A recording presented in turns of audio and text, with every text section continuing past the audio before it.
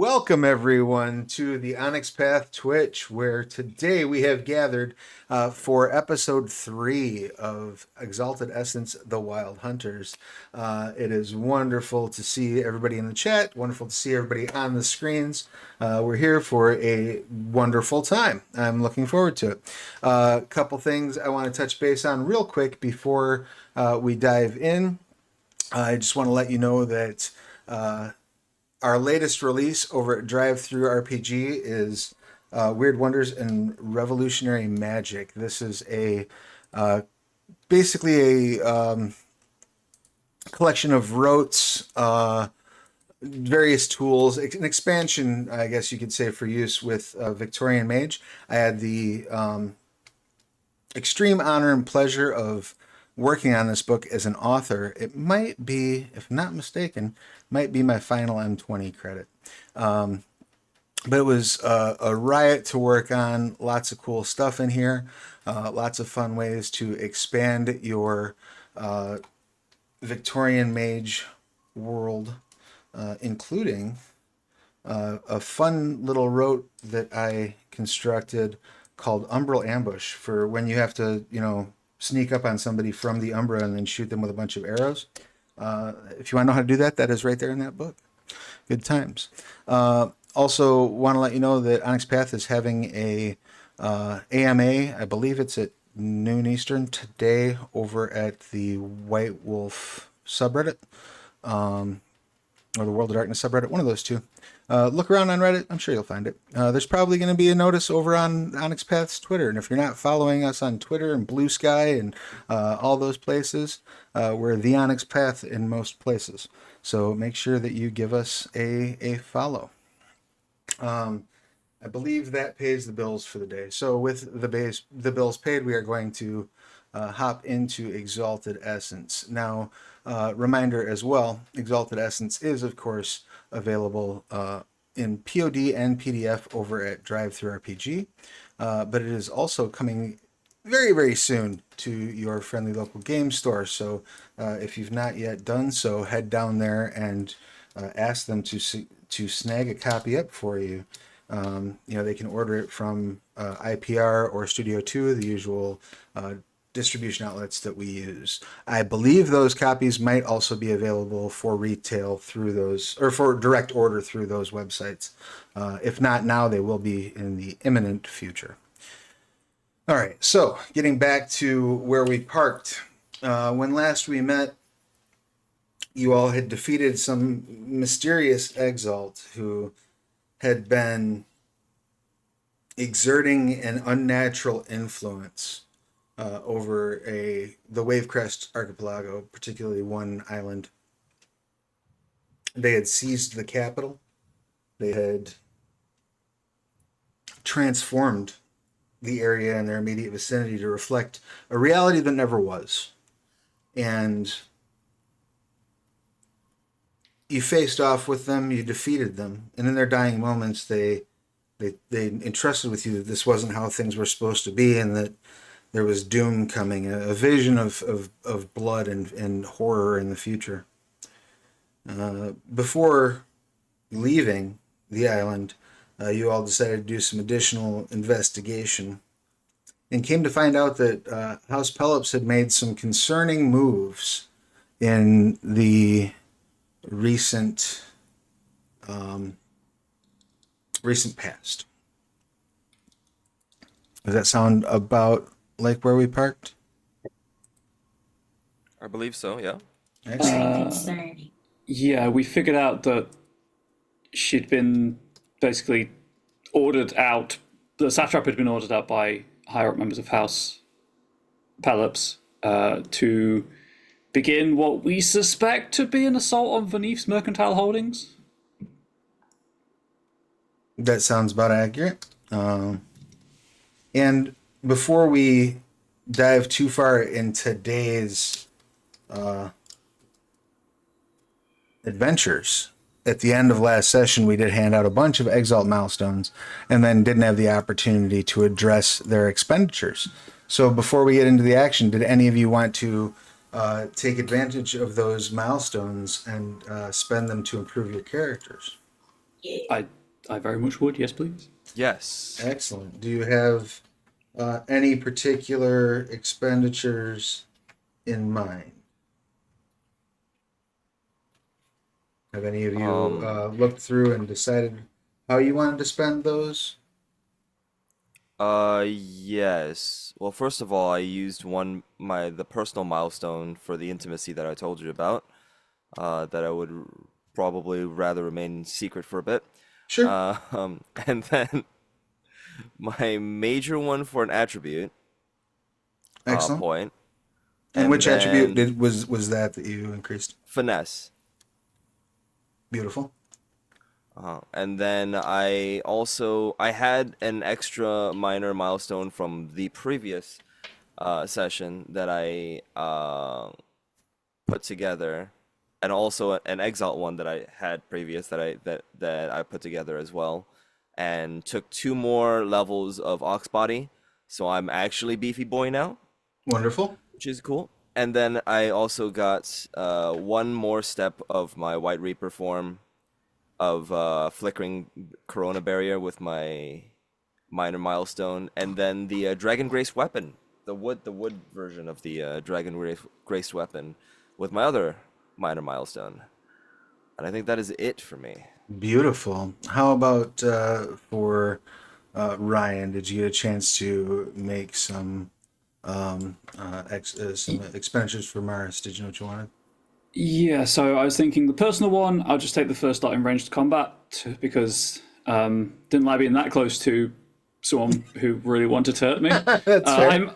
I imagine that the Maris is very much just like straight out of the heptagram. This is kind of his first experience of the world in real life outside of training halls. That's fair. So I'm going to spend the personal one on the first start in ranged combat. The minor one, I'm probably going to pick up. I can't remember the exact name of it. There's a dragon blooded charm that allows you to sense, like to automatically sense people and threats if they're on the same surface as you are. And because we're a circle, I think it's like Earth Dragon Sense or something. All encompassing Earth Sense. That was it. What? And because we're a circle, I can share that with Vulcan and Telraya as well. Beautiful. The major milestone, I haven't quite decided yet. I was looking through to see if there were any artifacts that would be like, hey, I'd scavenged this from the body or whatnot, but there wasn't anything that kind of stuck out. So I may just increase an attribute there. And then the Exalt milestone, going back to that feeling of panicking and kind of wanting to learn a new expression of magic, I'm probably just going to grab the what was the exact name of the spell? The Death of Obsidian Butterflies. Beautiful. Because I have a single target spell, but I was like, just panic would make it much bigger.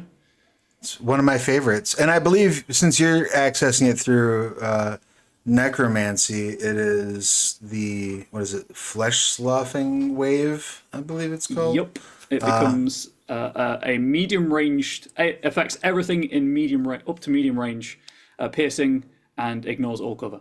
Yeah, that's awesome. As you shoot out magical energy that rips the skin off of your enemies, I like it. Cool. Fun times. It's the game the whole family can play.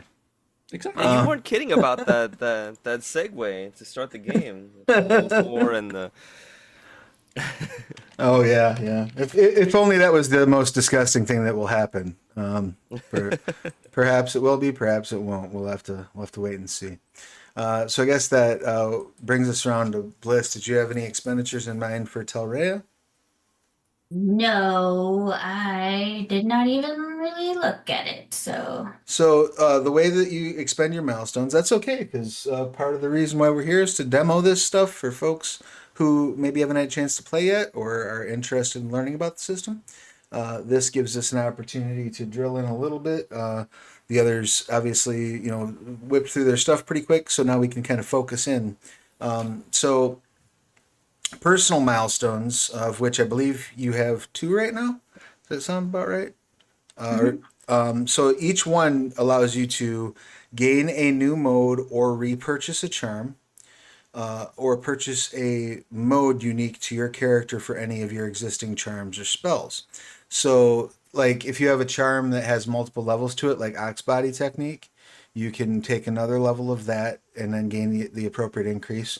Or if you have a charm that offers multiple modes, you can pick up an alternate mode as long as it's a mode that you would be able to normally access. So, like a lot of the universal charms, you will have like a second mode for dragon blooded, and a lot of the dragon blooded charms will have like a second mode that you may be able to access. Like normally, you get to access your aspect, but that maybe you can access like through another means that would allow you to get those specifically those charms. Alternatively, excuse me, if you have an ability that doesn't have any dots in it, you can open the first dot with a personal milestone, or you can use it to gain, intensify, or change an intimacy or a tertiary merit. So if you wanted to buy a new merit at tertiary level, that would be another thing that you could do with that personal milestone. Does any of that sound like something you might want to invest in? You're also more than welcome to bank them if you prefer to do so. I think I will increase close combat because I have none in it right now. So just in case Sure. someone's up in my face, I will not be at 0 dots. Excellent. So 1 dot of close combat with your first personal milestone, and then Yeah. how about for the second one? I think I want to learn a charm, a new one, something cool. Okay. So Yeah, with this one, sorry, my headphones got twisted, and that was going to drive me nuts for the entire stream. I blame my cats. All right. So for this one, you could increase, like, if you have a charm that allows you to repurchase, you could repurchase it. So I think the only one that you have right now that allows for repurchases is Ox Body. But you could certainly I don't do that. have Ox Body. Oh, you don't have Ox Body. Okay. Yeah, I have That's right. Stealth You Excellency. went with the Excellency instead. Yeah, so I don't know that there's anything that you have right now that would allow for a mode repurchase, and you Okay. do not have. Yeah, that would be the other option there. So now, if you wanted to get a new charm, minor milestone, you can absolutely do that with. And I believe you have a couple of those as well, correct? Yes. Yeah, you can do that with a minor or with a exalt, I believe. Yep. So do you have a charm in mind? Was there something you were looking at that you wanted to buy? No, I'll have to have a look. Sure. Feel Not free lot. to. Sure. Feel free to sift through them, and if you want to just earmark that and maybe make the expenditure at the end of the session or in your downtime, that's also fine too. Okay.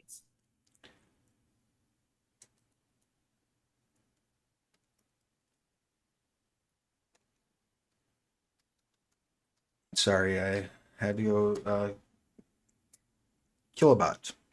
Now that the bot slaughter has been done, so we've got we're going to earmark that minor milestone for a charm, and then on a major milestone, you can increase an attribute by 1, raise an existing merit to the next level, or pick a new merit at a rating appropriate to the story. You can always change your virtues, and if you want to change a merit into a different type, you can also do that. Do any of those sound like expenditures you'd like to make? And again, if you wanted to earmark that, you could. Raising an attribute never hurts, but it's up to you. Yeah, I think I want to raise an attribute. All right, which one did you want to put that point in? I think finesse. So All right. I'll be at max. Beautiful. Go ahead and max out your finesse. And then for your exalt milestones, that's another opportunity to gain a new charm. So if you'd like, you can basically earmark that you have 2 charms you can pick up. Yeah. And then that way you'll have a chance to shop for them between now and next session. And we will assume that those milestones are expended. Yep. Sound good to everybody? All right, rock and roll. Because yes, the charm list is extensive, one might say. Lots of powers in Ye Old Exalted. So now that we've handled our base expenditures, you were basically, when we wrapped up last session, if I recall properly, you were effectively on the verge of leaving the island, right? Was there any last business that you wanted to conduct at Wavecrest before you hop back on the boats? Not that I can think of. For Maris's point of view, anyway. Nothing for Telray or Volcan either? Mhm. All right, rock and roll. You hop on your boats and you start heading your way back. Now, are any of you... Do any of you have dots in Navigate?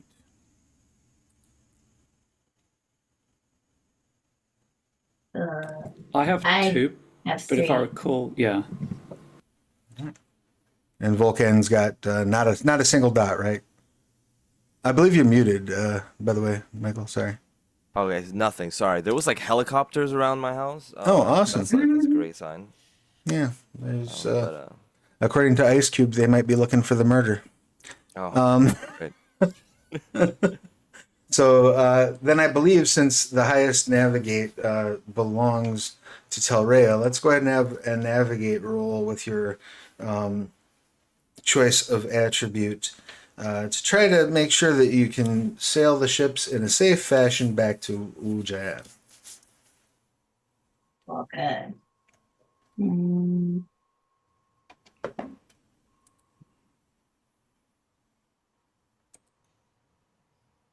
5 successes. Excellent. And remember, 10's count as 2, just a reminder. So you're zipping along, fastest route possible. This is a well-traveled and generally well-policed route.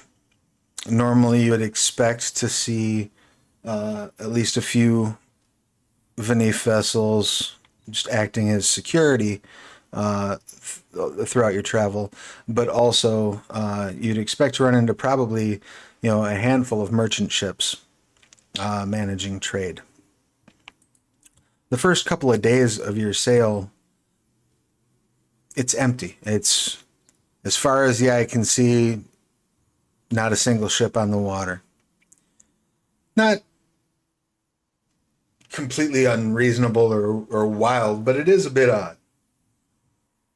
You would expect, especially this close to the islands, to see something out here. And remind me, correct me if I'm wrong, you all took 1 ship out here, or was it 2? I think it's 2 because I've got 500 soldiers with me. Right. Okay. Yeah. So, yep. All right. So the ship out front, the person in the crow's nest calls out, informs you all that there is a ship coming up over the horizon. And they're like, no, it looks like 2. Oh, it's a lot more than 2. We got a small fleet coming up over the horizon.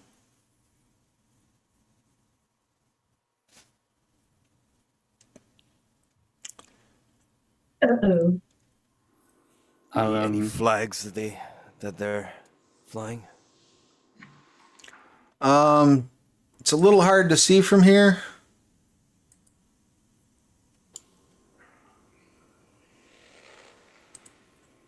Looks like I can barely make out. Oh no. They're flying the Lintha pirate fleet flag. And it looks like a half dozen ships. I'm gonna turn to Telrea and Maris and just be like, I don't suppose the arrow note trick working for this one. Hey, it's worth a try anyway. We'll just send one arrow per ship, and it'll take us the best part of the afternoon. But hey, nah, I'm just kidding.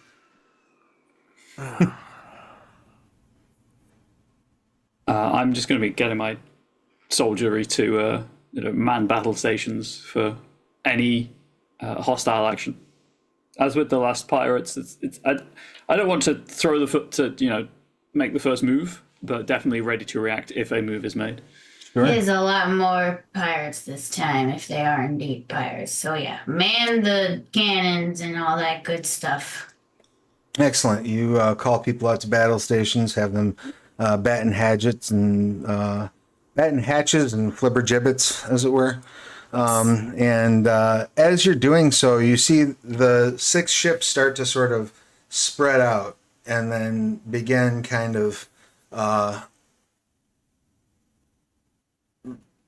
expanding outward to form almost like a semicircle in front of you. It doesn't take mastery of the seas or of warfare to recognize that this is a blockade formation that they're creating.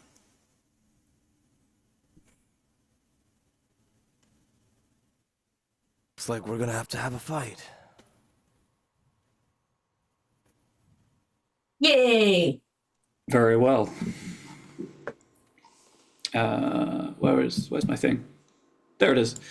I will. I guess.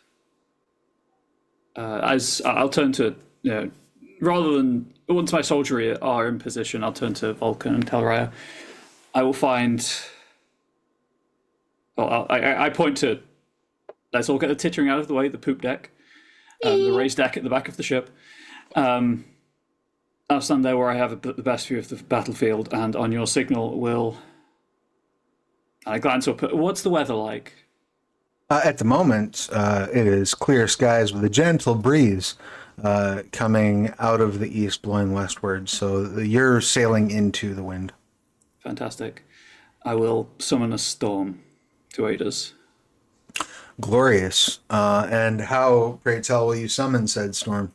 So on the signal, mechanically it's just commit a mote, but narratively, I start meditating and reach into my connection to air essence itself, to essence itself manifested through air, and I will start to float ever so slightly off of the deck as like lambent electricity sparks from my clothing and anything metallic like buckles and things to the earthing itself into the deck. And should a battle occur, a thunderstorm, I will fully commit that mote, and the thunderstorm will appear. Enemy battle groups suffer a 3 dice environmental penalty on all physical actions, or if it's individuals, it's a 2 dice penalty instead. And my allies are unaffected by the thunderstorm and gale force winds. Wonderful. Are you at this point? So you begin levitating. The lightning begins sort of shooting out around you. The mote of essence is effectively committed. So go ahead and commit that mote of essence. Go ahead and increase your anima by 1. Yep.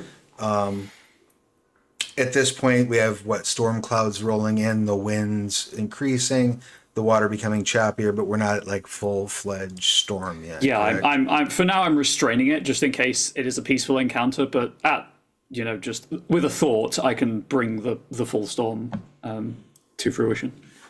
Excellent. How close in terms of like range bands specifically, how close are you going to allow your ship to get to this group of ships? Oh shoot! I'm sure I was down the one with the highest war rating. I guess from training, it will be the extreme range that I know my soldiery can hit a target at, because they're elite soldiers. They're drilled in all forms of combat that we could drill them in, with the newly limited resources of the house. Okay. I'll at the same time just kind of be like, at seeing the ship kind of be at a certain range. I'll just tap on my sword and just, yeah, speak for yourself. I can't do anything until they get closer.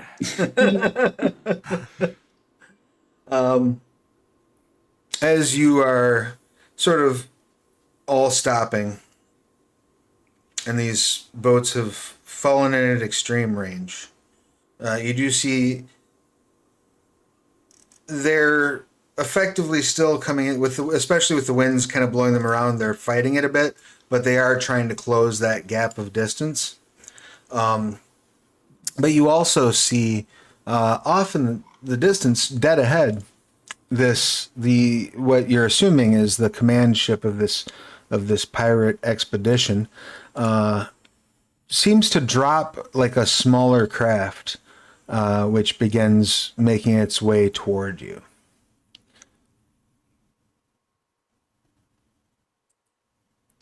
Looks like there's probably, as they get close enough to be considered long range, you can see that there's 6 people in this vessel.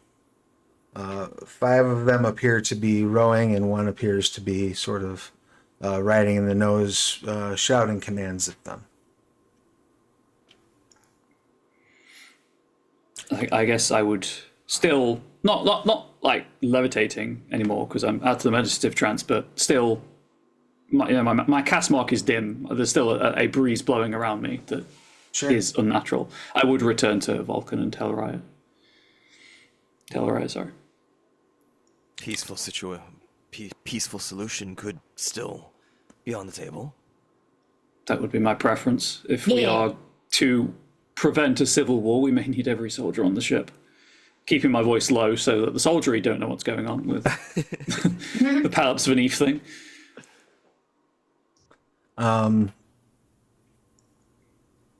The oncoming vessel moves in now to being only long range from your ship. You could theoretically shout and expect to be heard, though you'd have to do a little bit of extra projection given the wind floating about at this point. Do any of you intend to take any action on the ship, or are you going to wait until it does something else? In character, I will say, well, if it gets closer and they do, try to attack us, the closer they are, the easier they are to hit. Exactly. And, well, the closer they are, the harder it is for them to get back to their allies. And then I frown slightly. Though, if they wanted to attack us, they would have done so by now, and they would not have sent a longboat. Looks like we've got ourselves a representative coming to say a thing or two. Should we shout out and be like, hey? Or should we just wait? People are not my specialty. If anyone wants to talk, it's please, one of you. You'd wait. Let's just wait and see what they do. All right. Exactly. They pull up parallel to the front ship, which I assume is the one that you all are on. As they do, you see the rowers sort of stop. One of them drops an anchor, and another one pulls out like a grappling hook and basically throws it up onto the side of your boat, catching on the railing. Excuse me. And they start climbing up the rope. One by one, the person who is riding the nose of the longboat climbing up last, bringing up the rear. Yeah, I would motion to some of the nearby soldiers to form a cordon, not aggressively close, but definitely close enough to react if needs be. And my bear is definitely by my side, looking as least threatening as possible, but still there as a bear. Reserved as a giant fucking bear could be. Yeah, absolutely. Yeah. What about the rest of you? Are all three of you going to greet these boarders? Yeah. I'll be there. Just kind of still trying to be as intimidating with my presence as possible. Even though, as you recall from the previous time, water is not my specialty, and we were just, seasickness and everything. We'll just chill and stand my ground for a little bit. Excellent. And what about for Telrea? Are you stepping up to this cordon, and are you bringing your kitty? I think my kitty's gonna stay behind. Don't want to look too spoopy. And she likes to remain in the shadows anyways and not be seen. So, but me, for this instance, yeah, I kind of want to intimidate them, but not in a mean and nasty sense, more in a I'm gonna like walk up to the where their grappling hook is and like lean over like this so that like my cleavage is like this. So, intimidate them in that way, like, oh, there's a pretty lady on this ship. Let's be on our best behavior. Sure. And maybe I'll put on like a cool hat, like one of those big feathered pirate hats, so they think that I'm like master of this domain. Beautiful. I love it. In that case, why don't you go ahead and give me we'll say, embassy roll? Right. And what would you like to pair that with? Finesse, Excellent. this cleavage is dripping in finesse. It don't make much sense. Beautiful. In that case, yeah, go ahead and give me that embassy and finesse roll, please. One success. Only one success. Beautiful. Okay. Yeah. So as you're leaning over, you see a couple of the sort of rank and file that are climbing up this rope, and you can now clearly see they are all armed with sabers and fire wands. They are dressed in sort of loose-fitting shirts and tight-fitting breeches, and they've all got their hair kind of held under, bandanas, except for the person who had been riding the front. She is dressed in a more opulent garb. She has on like a tri-corner hat. She has on a frock coat. She also is armed, at least visually, obviously, with a saber and a fire wand. And you assume hidden in the folds of that garment are several other weapons. The sort of, I guess, rank and file of those climbing up kind of avert their eyes a bit as much as they reasonably can while climbing up a rope. Just trying to, you're not sure if they're trying to,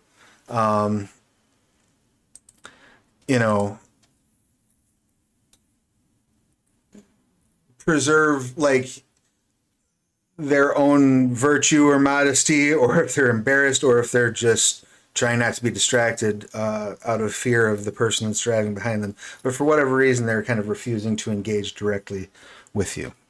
Interesting. And they are you going to interfere with their ability to hop up onto the deck? No, as soon as they get close enough, I'll like step to the side and as if I'm opening a door, come on in. Excellent. Once they've all made their way to the top, The woman in the leadership role turns to you, Telrea, obviously assuming that you are somehow in charge here. Because I'm wearing the hat. Exactly. And she says, I am Seafoam Shame of the Linnea family. I come with a message for you. As you notice, my fellows have formed a bit of a blockade here. And our business is simple. We are simply collecting a tax on what is effectively, for the moment, our waters. If you're willing to pay said tax, we will happily let your ships go by without incident.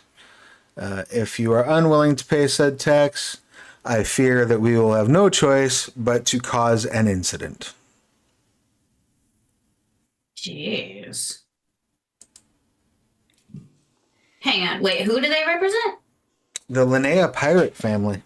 Uh, Now, if you'd like, you could each make embassy. See what else might be. I would say either embassy or sagacity rolls to see what you know about the family. I would very much like to. Yes, I would do it as well. I'll give it a shot. My embassy. I get 2, if that helps. You got 2? Excellent. There's TN 7 or 8. Yeah, it's 7 or above, and 10s count as 2. I got 2 successes as well. So I got 3 successes. Glorious. So you understand that this is a small offshoot of the Linthas, which are a well-known pirate organization. As far as you know, based on what you've heard, this is probably the entirety of this branch. They're said to have kind of been kicked out of the overall group because they're a little too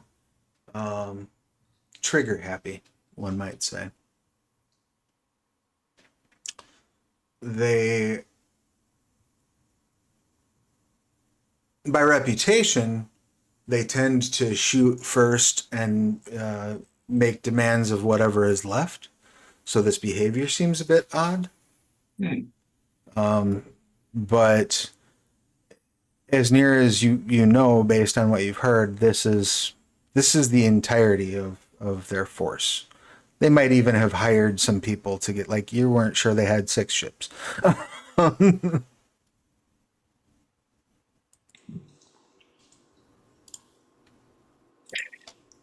much money do we have?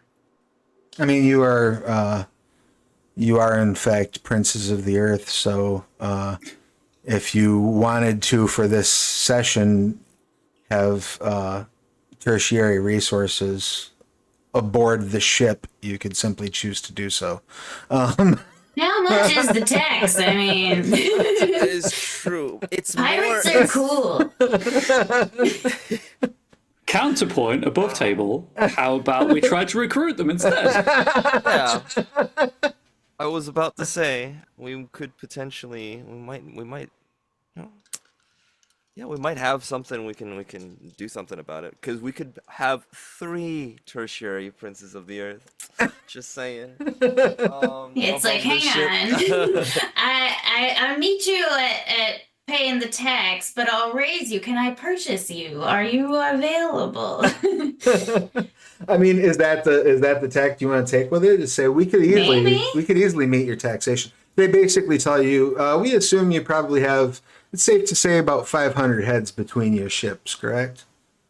Oh, yeah. We would accept 1 jade scrip per head. How much is that compared to how much is a tertiary? More than enough to pay that tax. That tax is You're not quite sure what they intend to do with that besides buy a meal for everybody on their ships, Yeah, maybe. this is Yeah. they're just going through the motions to save face at this point. Okay, that's what it seems like to me. So Yeah. Yeah. Unless we have some kind of personal vendetta against piracy or pirates or these guys, I don't mind paying the tax. yeah, keep in mind. Remember, Volkan is very not familiar with waters in general, so he kind of defers to most of it to everybody else. But if I were to say, I'll just kind of look over towards Maris because they're addressing Talrea right now, so we're kind of in the background and just go. I could tell that if we're going to be going into a little bit more of a scuffle later, having more ships would definitely help. I just nod, very obviously agreeing with this statement.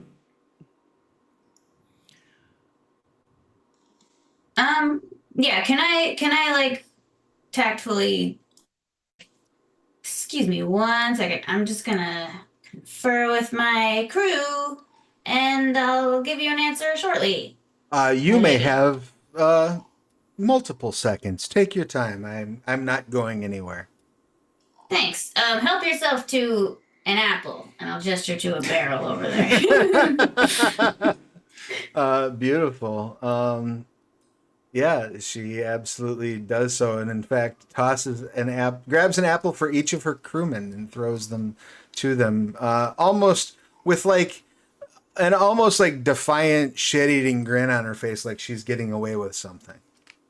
She's like, yeah, I took more apples than you thought I was going to take. Like, if I see this behavior, I'll just be like, they're not pirates, they're beggars. They're essentially beggars. I'll just be like incredulous. Oh yeah, I got an apple. Like, God.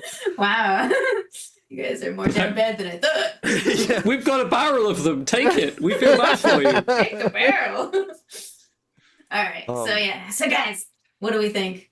I kind of think, yeah, we should if not intimidate them into helping us, maybe purchase them, negotiate some kind of terms. It would be great to have these guys in my spy network as well.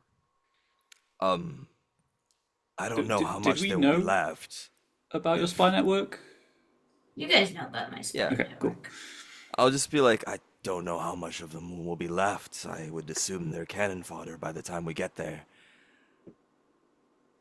My soldiers can train them. Right. Well, what will we call this expedition then? It's no longer a wild hunt, but it's still Exalted led.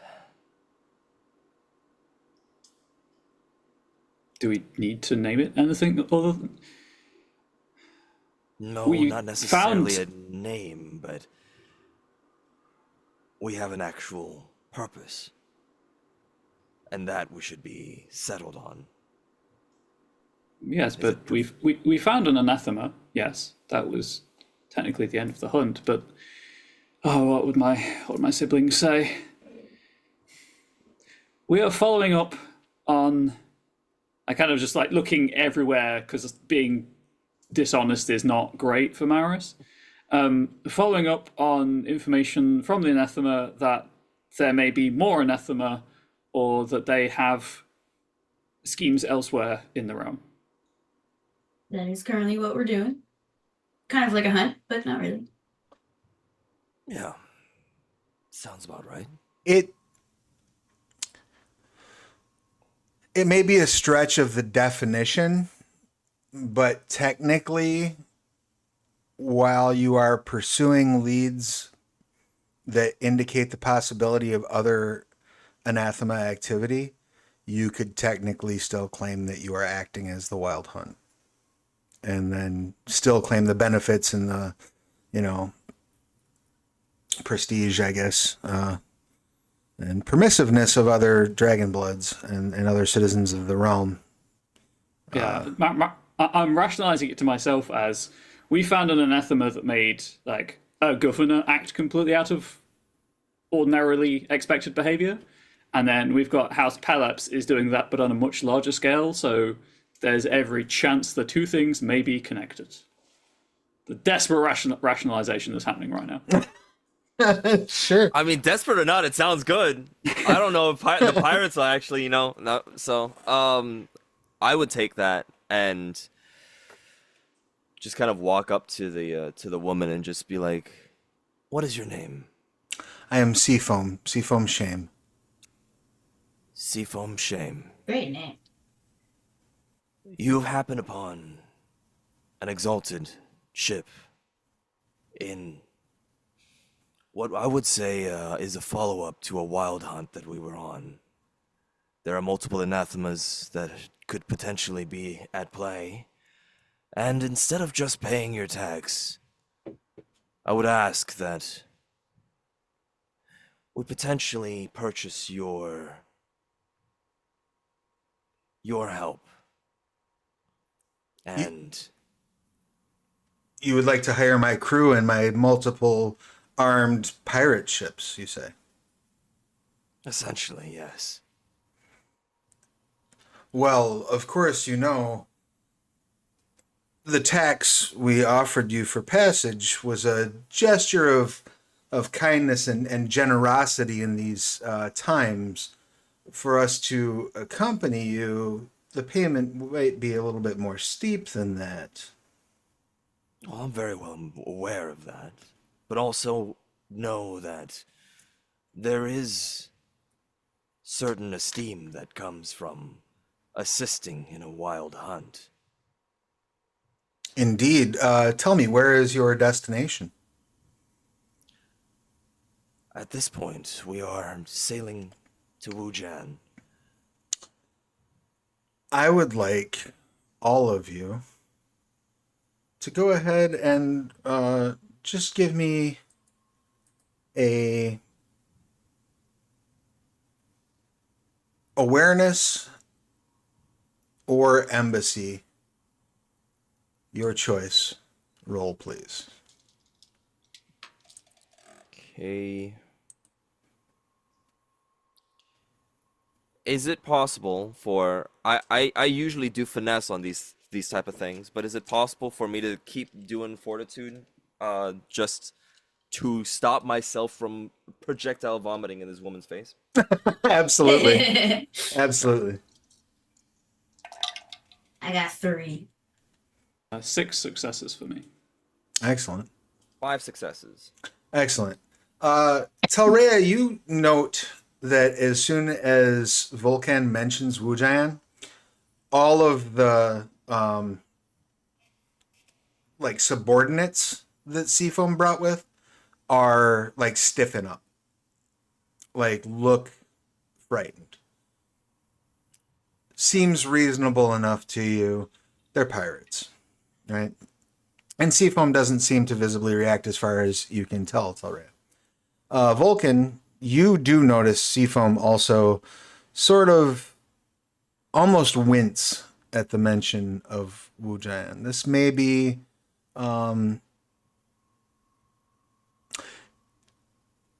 it seems like a manifestation of fear, but there also seems to be something in that expression that goes beyond what you would simply assume as a pirate's dislike for the area that is effectively, the foothold the realm has in the West, right?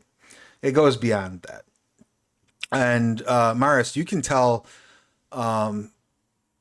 behind all of that, deeply being masked and doing her best not to convey it, Seafoam is horrified at the prospect of going to Wujian. No, of course. If you do accept the proposal, the easiest and simplest way, and safest for all of you, is for you to not fly your flags and allow us to be in front. They will see us and only see our entourage.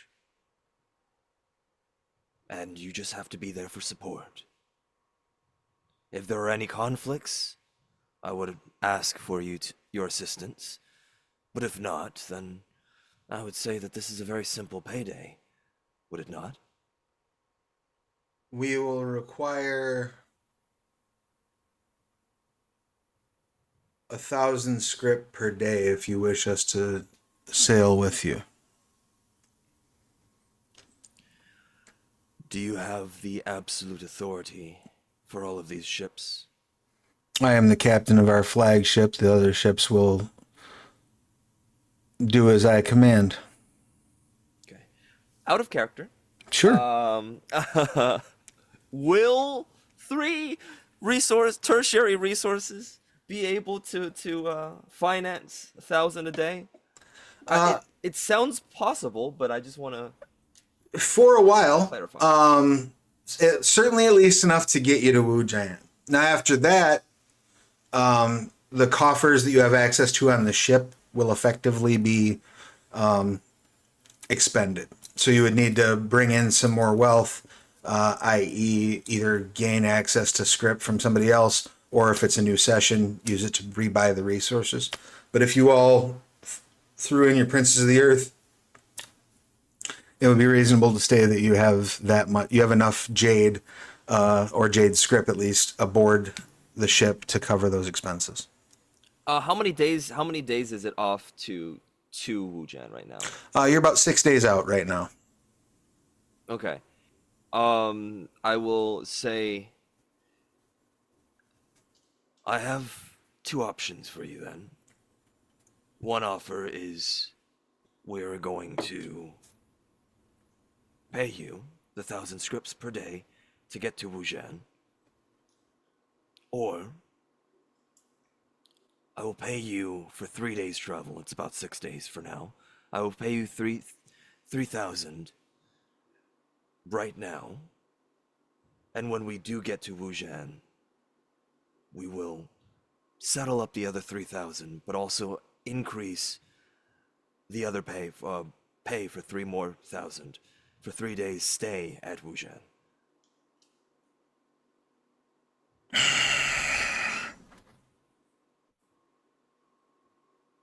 You can tell she's wrestling with something. What is it about Wujian you don't like? Ignoring, obviously, the Imperial presence.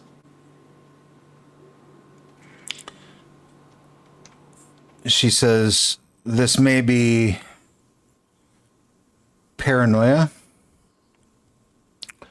but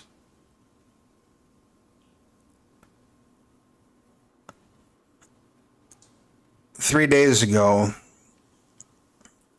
as we were sailing northward, actually, we diverted to this route as we saw 24 House Pelops vessels flying flags of war and sailing toward Wujian.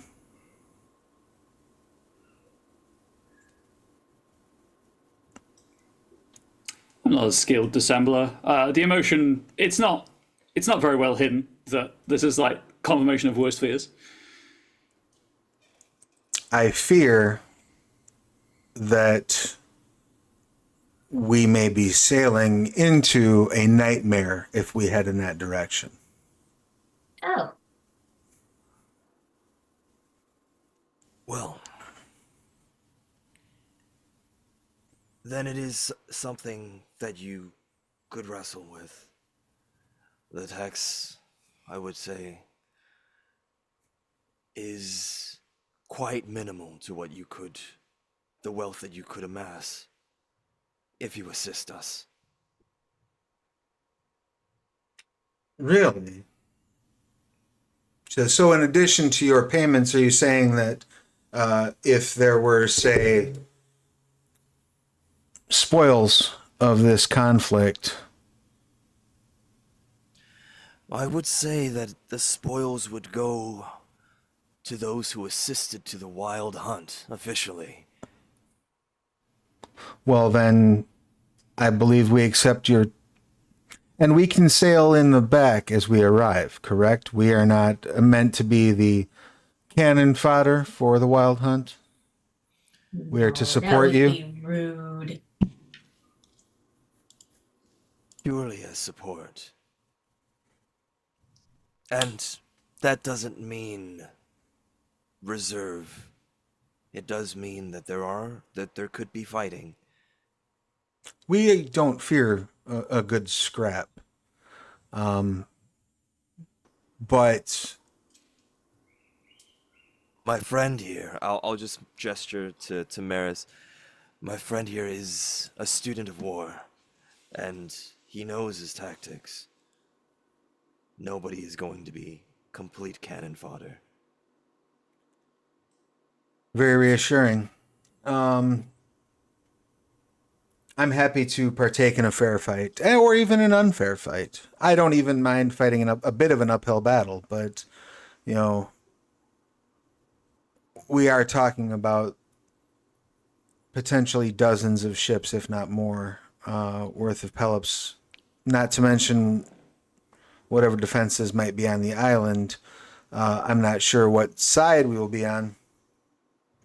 I just would like assurances again that we will not be used as cannon fodder, that we will have access to whatever plunder might be available from whichever party we find to be the aggressors in this situation, whoever the wild hunt has to put down. On top of all of that, you will have a signed writ from the Exalteds, myself and my companions, that you were assisting in the wild hunt, as official proof for any future endeavors. Might get you out of a piracy hanging somewhere down the line. I do like the idea of getting out of a hanging. Excellent. I think we have a deal, captains. And she says, I will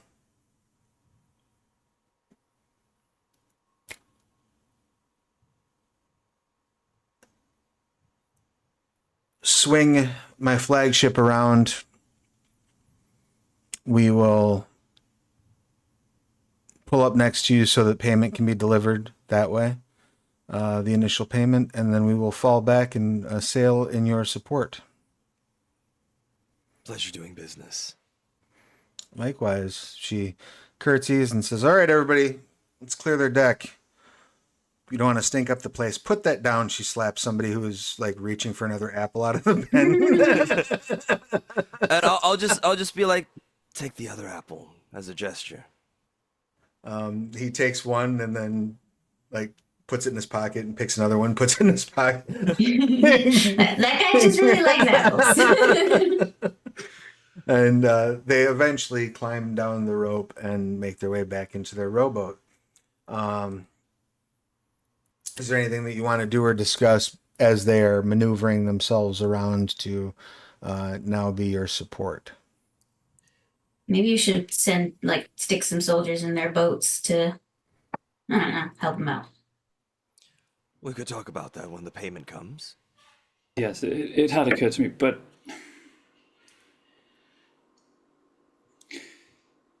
honestly, if they couldn't run when things go south, and with that many ships, things almost certainly will, I'd rather not have soldiers stuck on pirate ships. Macabre as it sounds, I was actually going to ask, how would your powers work if they were incapacitated, leaving the mortal coil and all? Skeleton pirates. Would it help fuel whatever we need? My studies at the heptagram have, well, they're not terribly clear on the subject. My understanding, having never been able to put the magic into practical use, is that they are better served as they can better serve us alive, and then once they are dead, be reanimated, rather than killing them and reanimating them. While they are animated and certainly capable of following orders, they lack initiative and an independence of mind.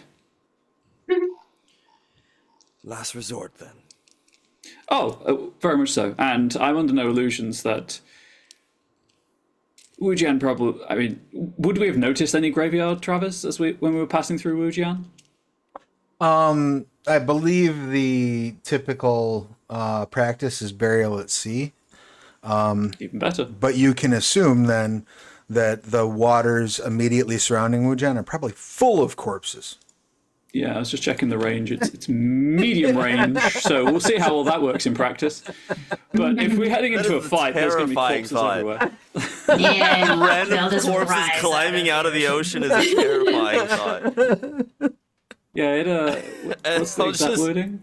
as soon Every as you say corpse, that- human, animal, or otherwise. As soon as you say that, I'm just like, Dead fish. yeah, I'm gonna go below deck. I don't feel very good. It's like I'm gonna throw up right now, actually. Wonderful. In the fullness of time, they do swoop around, fall into the formation as suggested, and Seafoam's ship pulls up next to yours. They lay a plank out and head over to collect payments. Is there anything else beyond actually just handing them the jade and sending them on their way that you would like to do? I guess as we have formed an alliance, as mercenary as it is, I would warn them about the prospect of the Walking Dead being at least a potential occurrence. She says, we've dealt with the living dead as a matter of course. We've done some business, shall we say, in the islands where the undead are common. So you'll find my sailors are accustomed, at least enough not to shit their britches the minute they see them. Good. If we're to have any chance of success, there must be some measure of trust.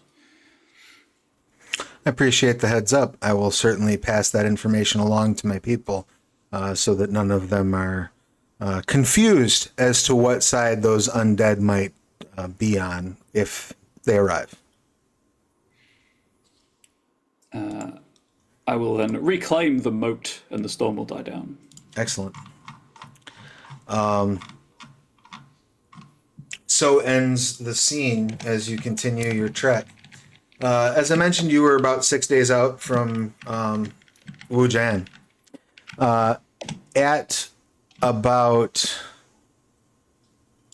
5 days out, you start seeing smoke in the sky to the east as you are sailing toward Wujian.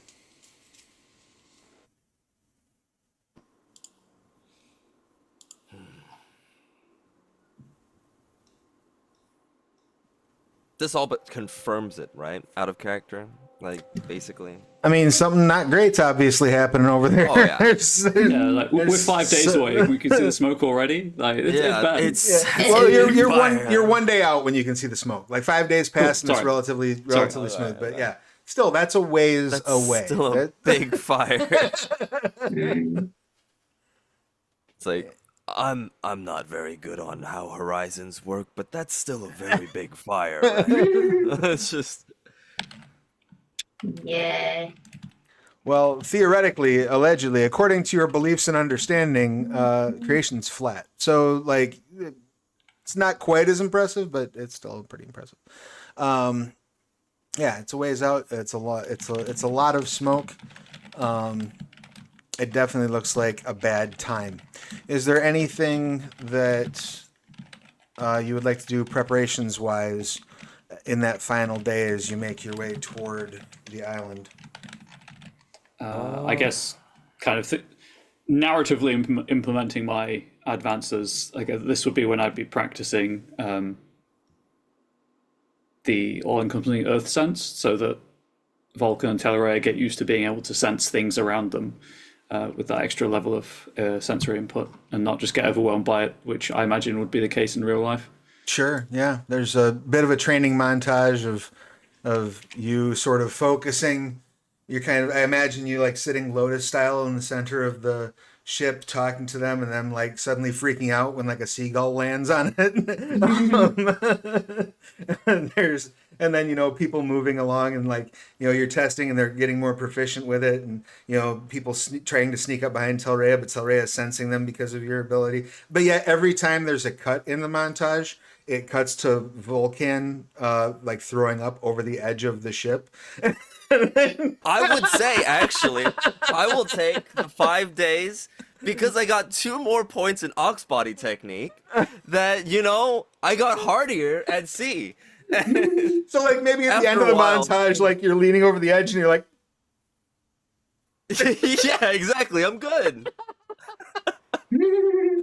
wonderful. I love it. I'll give each of you 2 stent dice for it, as a matter of fact, that you can bank. Cool.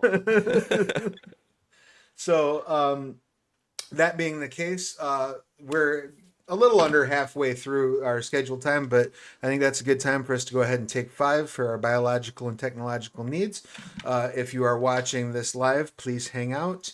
If you want to head over to Drive Through RPG and pick up, say, Weird Wonders and Revolutionary Magic or Exalted Essence, you may feel free to do so. I'll go ahead and pin Essence up at the top of the chat.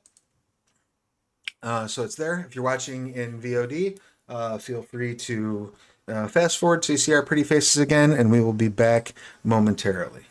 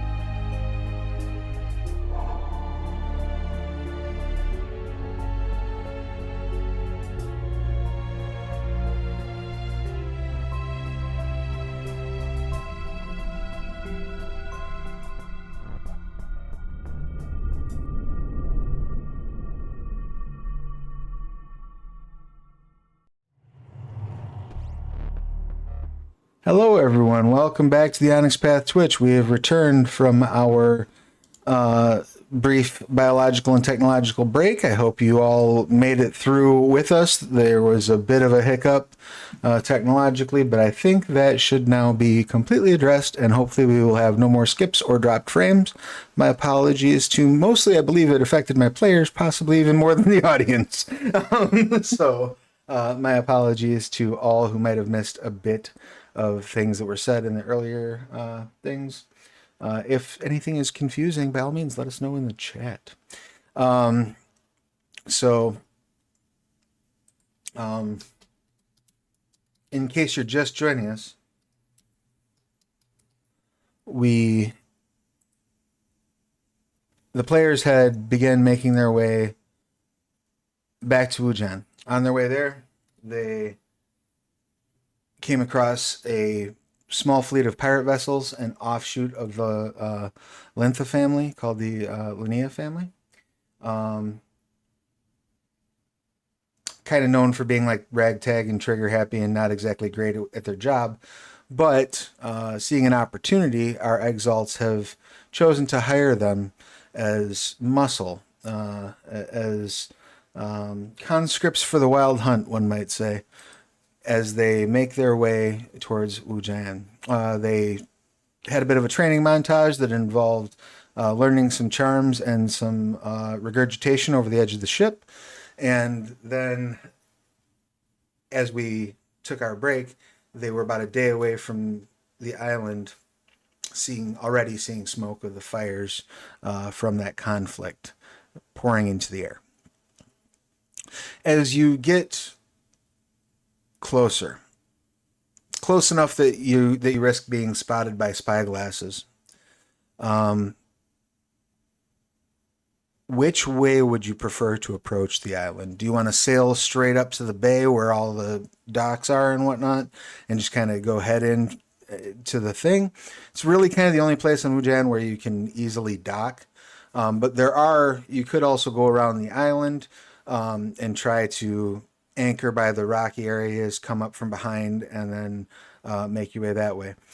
For clarification, Sessus Nemoya's residence is on that back side of the island. Or do you have another approach that you'd like to take?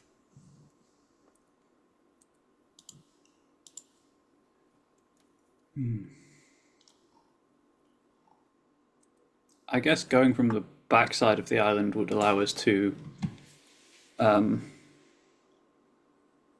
see if Cersus Nemoya is still in control of the island, as well as the disposition of the forces available to us to defend it. If it's not a lost cause, if it's a lost cause, that's a whole other problem. Yeah. And approaching that and from any direction, it doesn't matter where we come from. Sure, fair enough. Yep. Also, don't we still have ships on here of merit, like tepid soldiers? So there's one ship that was left behind in the docks, and you left, I believe you left 500 of your soldiers to do whatever Sessus Nemoya commanded, correct? Yes. Yes. Half Because the of my soldiers she company. had were not so good. Yeah, the soldiers she had weren't so great, and the Tepet commanding them might have been good if he was sober. You would have never known it, though. Lost in the sauce.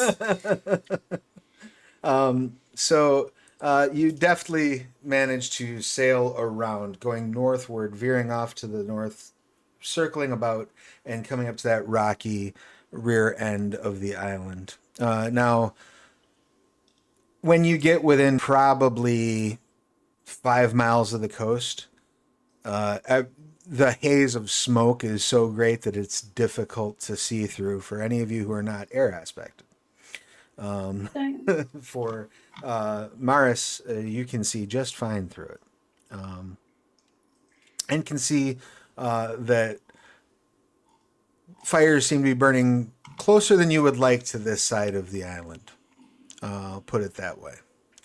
How do you propose to get yourselves, your battle groups, and are you asking the pirates to remain on their boats, or are you asking them to come up onto the island as well at this point?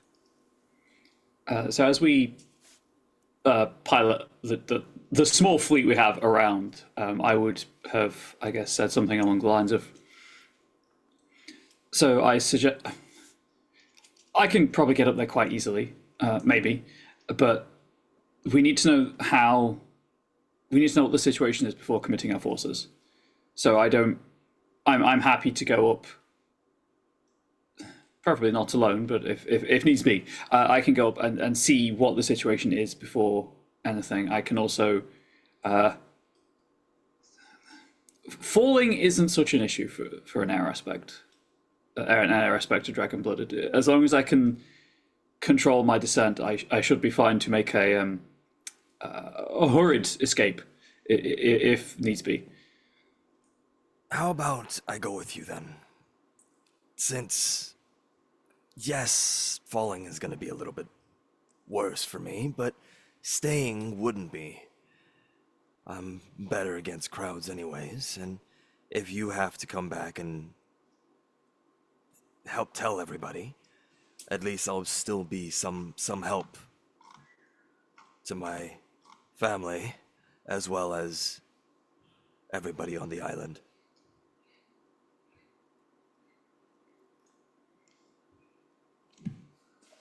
If that is good with you, that is fine with me. Yeah. Let's do that then. I'll kind of like start making preparations, making sure my Grand Eiclave is settled and not going to be moving around as we ascend. But Are you going to be bringing your bear with you, or is your bear going to wait down here? It's going to be much easier to leave the bear on the boat, I feel, than take it up a vertical cliff. So, or not, not necessarily vertical, but a That's steep pretty cliff, close to it. I think the boat. I think Brocken will stay on the boat for now, and then, if needs be, we'll figure out a way. All right. Is Telrea going to remain on the boat, or are you going to go up the sides as well? I mean, I guess somebody should stay with the ship, right? Sure. Sure. You can keep an eye on the ship. Let's have so it's just Vulcan and Maris with no additional forces making their way up the side at this point. Let's have each of you just give me an athletics roll, please, because you are moving through difficult terrain. This will take a bit of time for you. My passive ability allows me to leap an additional range band vertically or horizontally once per turn as part of a movement action. Would that help in this? Sure. I would say if you're going to be hopping and bopping around, I'll give you 2 stunt dice. I'm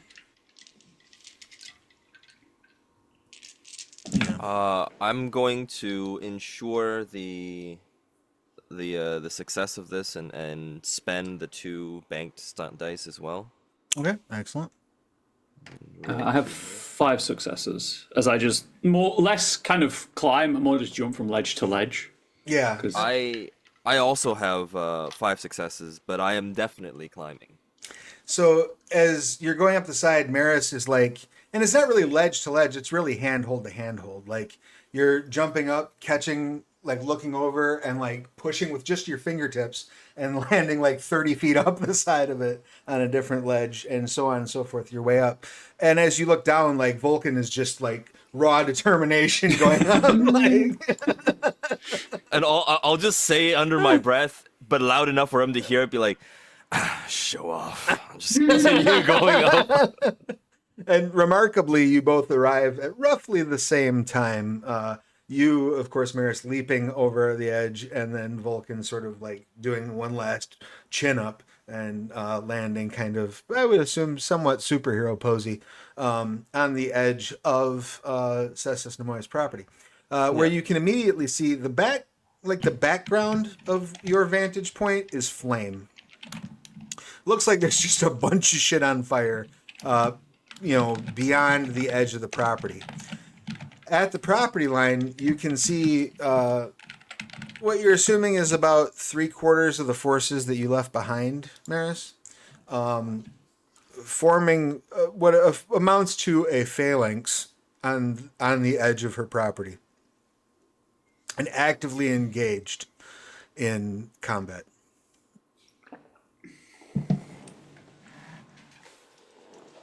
Well, I think that's a sign as much as we can get.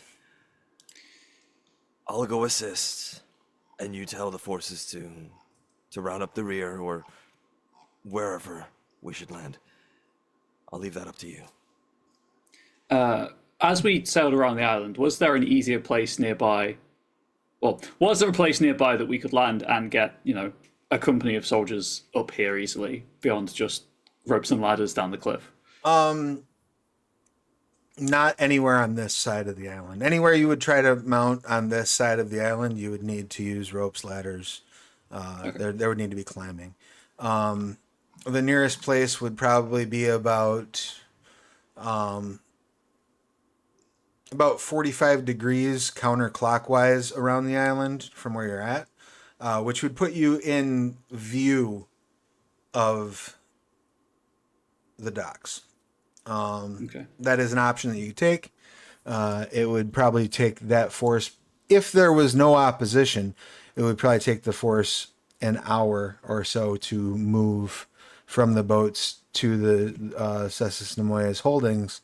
Again, that's saying that they were moving without running into anybody, without any problems, which seems unlikely. Unlikely. Yeah. No, I'm going to file that under pipe dream.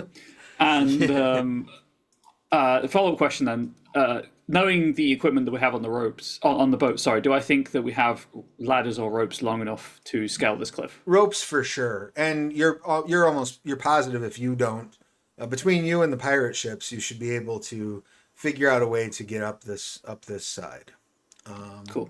Then I will air aspect my way back down. Carefully, I take no fall damage from short range, so I'll just drop from as best I can.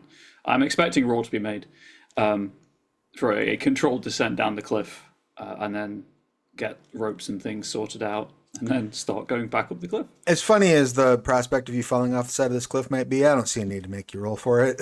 You hop down and land on the deck and start shouting out commands. Now, while you're doing so, Vulcan, are you going to try to, from where you're standing, and again, your sight is a little bit obstructed because of the smoke. Are you planning on running up and just reinforcing the phalanx, or are you going to do any investigation of the property first? I do want to go and immediately check up and see if Cessus Nemoya and everybody is alive and well Sure. first, and then from there we'll move on to reinforce the tepid soldiers. All right. Yeah, why don't you go ahead and give me a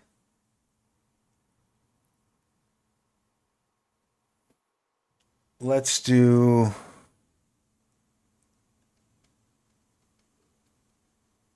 awareness, Okay. just kind of as you're looking around. You're going to have a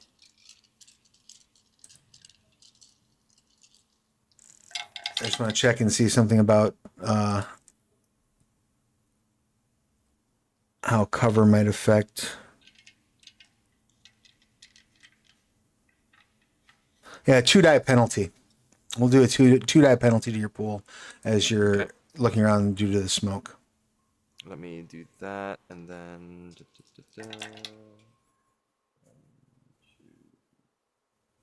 3 successes. Excellent. Exactly what you need. So you see, as you're running around and you're kind of checking out the grounds, looking to see what's going on, there's a lot of bodies. There's a not small amount of corpses laying about that appear to have died in battle.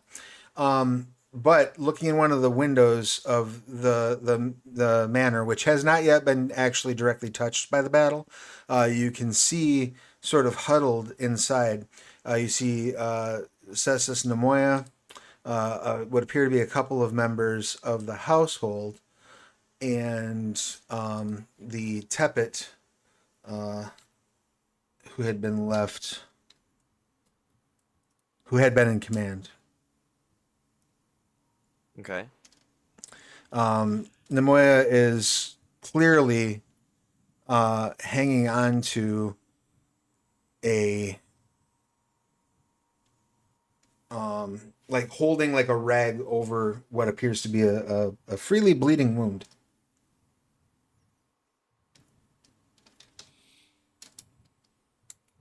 Yeah, I'll get up to them and it's just be like,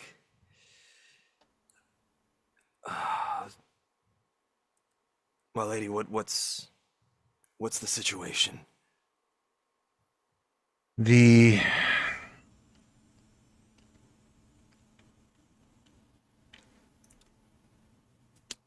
reinforcements, thankfully, have been able to hold the manor. We were surprise attacked 3 days ago.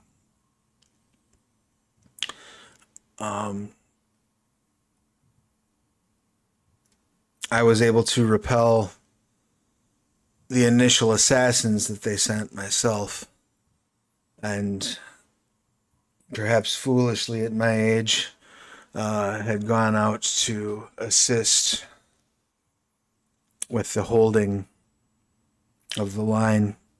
I was injured on a Pelops diclave, but it looks worse than it is.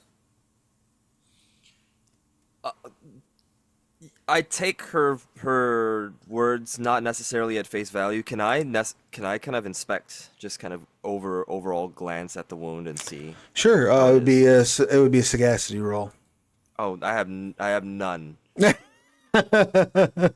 I Wonderful. I mean, you can still. I'll still let you make a attribute roll. You'll just be the best you're going to be able to kind of pull from that is, oh, that looks nasty, or oh, it doesn't look as bad as I thought. So you can still give it a roll. I mean, I still have one success from that. I'm, One success. I mean, that's not great. You're kind of like, this looks like a pretty deep cut. You can, it's deep enough that you can't see into it. You know what I mean? Like it goes dark. So it's not a superficial surface cut for sure. Okay. Yeah, if that's the case, I'll just be like, and your attendants and anybody else that could attend to you at this point. I've instructed everyone who survives to hold the line.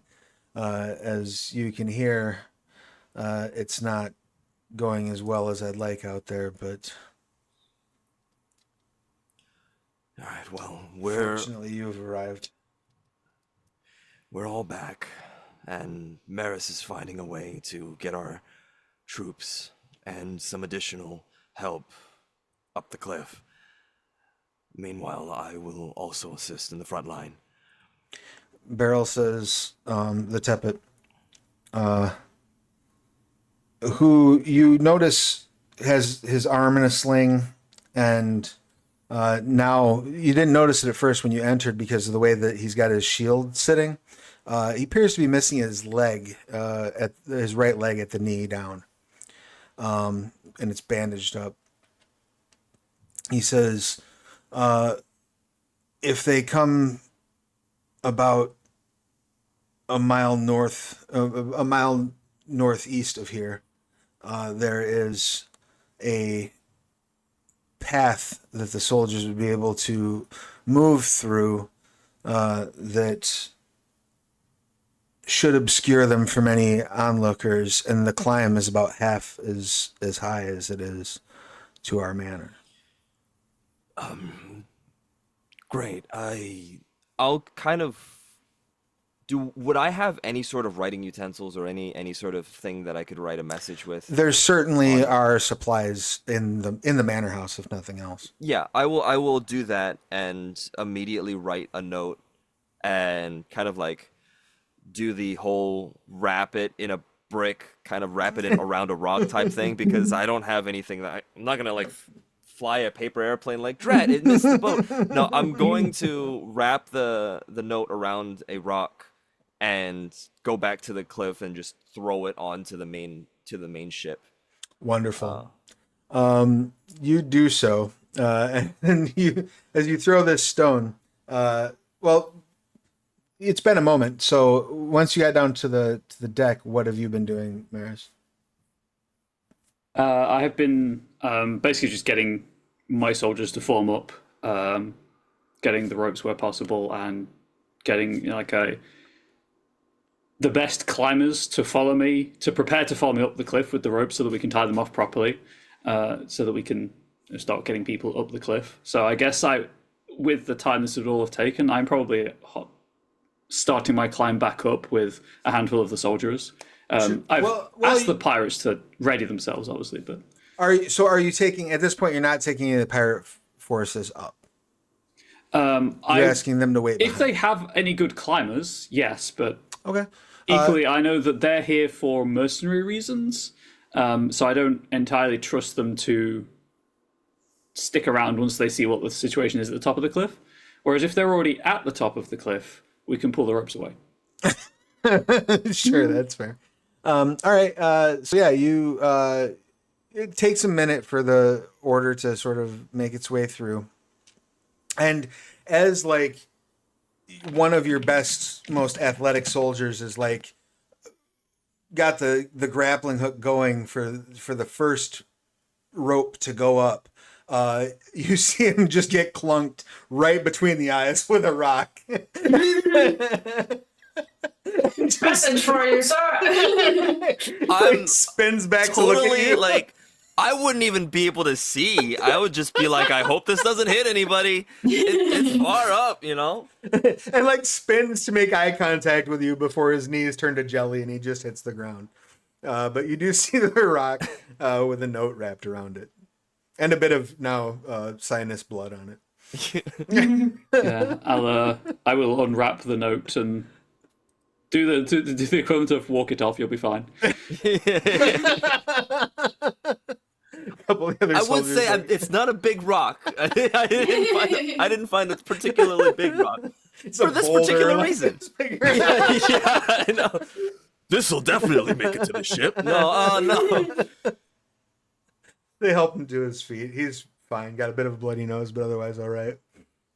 And what does the note say? Like, is it like like get up here, or is it like my dearest Maris? The battlefields have been. The wars of fire has been flamed, and no, I will just mention the path that Barrett was talking about. Barrett, I forgot Barrel, the yeah. Barrel was talking about, and also mentioned that Namoya and Beryl are both injured, unable to fight, and situation is dire. But I will let them know the climb is less steep and also is more hidden along that path that Beryl was talking about.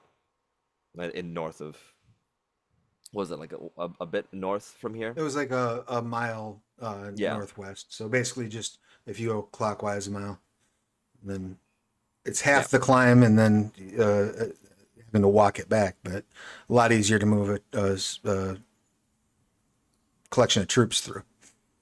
That's fair. In which case, I will order my men, my soldiers to take that path. I will give Seafoam Shame the choice of climb the cliff or follow my ships to the easier path, easier hidden path. I'll try to make, I'll do that thing where I'm presenting a choice, but I'm portraying one of the two options as more attractive. Which option would you like her to take? Which option? The path, the safer route.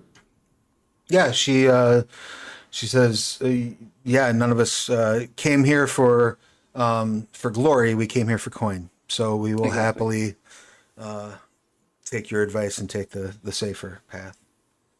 I'll also then point out that the pellet ships are probably only skeletons crewed at the docks, and just leave that hanging, because I don't care what she does as long as she's involved somehow. And then I will look at Telraya and just gesture back through the clouds of smoke. I'm going back up the cliff. I can be much more use right now and buy time. Yeah, okay. I'll stay with the troops and make my way around for Right. backup. Excellent. So, Telray, you're gonna basically assist the troops, lead them along this Yeah. path that was selected. Yep. Maris, you're going up the side to help, and Mhm. Volcan, you're trying to hold the line, basically, right? Yeah, So, I'm basically going to fight. so for these three sections, what we're going to do is we're just going to do some one roll resolution to see how this next 30 minutes or so of the conflict moves. Okay. And that's just to get everybody into place. So, Vulcan, since you are effectively like holding the line right now, or working to hold the line right now, I guess I should say, let's go ahead and have you. Um, Now, are you going to be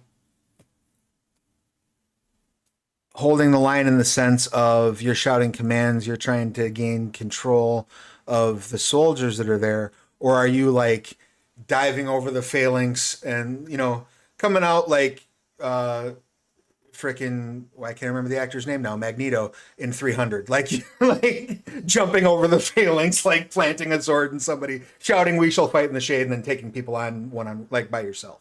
Like Uh, which way are you going with it? well, Michael the only Fassbender, thank you. yeah, yeah. I mean, I think it's Gerard Butler at 300, but Michael anyways, Fassbender's the one that jumped over the phalanx and was like, oh, "No, we true, don't true, yeah, surrender." exactly. The I have the right White Reaper style, which is the one man army style of me sweeping in and killing everybody. Essentially, is what it is. And so, what I'm going to do is the only command that I'm ever going to say to the phalanx is shouting over, saying that the pirates are our allies. Okay, At that point, and then I will take out my phalanx. I mean, my phalanx. I will jump over the phalanx with my Diclave and commit the moat for my White Reaper form to be activated to excellent. essentially start swinging. Okay, so battle groups will lower the defense by 2 against your attacks. Yeah, Um, that's the part that's important immediately for this, for the purposes of this rule. exactly. So we will say their defense is going to be a 3, effectively. Okay. So that's going to be your difficulty here. Um, so let's go ahead and we'll go with close combat. You get the auto successes from the accuracy of your weapon. Mm-hmm. Um, Which is none. all right, and you are. I guess the question then would be here, because this is a one roll resolution. Are you going to use this primarily as an attempt to like rack up power, or are you going to use this as an attempt to like dissuade or whittle down their forces? Um, I think I'm going to use it as to rack up power for now. Not necessarily using any decisive attacks because I haven't had any power yet. But so that's what's going to happen. I'm just going to do a withering strike, and I have a my artifact Diclave actually has a special ability that comes from withering attacks, saying that it will grant 2 additional power when no ones appear on the roll. Excellent, excellent. Let's see how we go here. Okay. 1, 2, 3, 4, and no ones. So four successes and no ones appear on this roll. All right, so be looking at and what's the overwhelming on that? Just out of 1. curiosity, 1. Okay. So you'll be looking at we're going to do 1 power from your additional successes. We're Mm-hmm. going to do 2 power from the no ones on the roll. And because it's one roll resolution and you're effectively, this is not one swing. This is Mm-hmm. you going in there and sort of dancing through the area with that massive hunk of jade swinging through soldiers. So I'm going to go ahead and add an additional 2 power because this is taking place over the course of a length of time. Okay. Fair enough?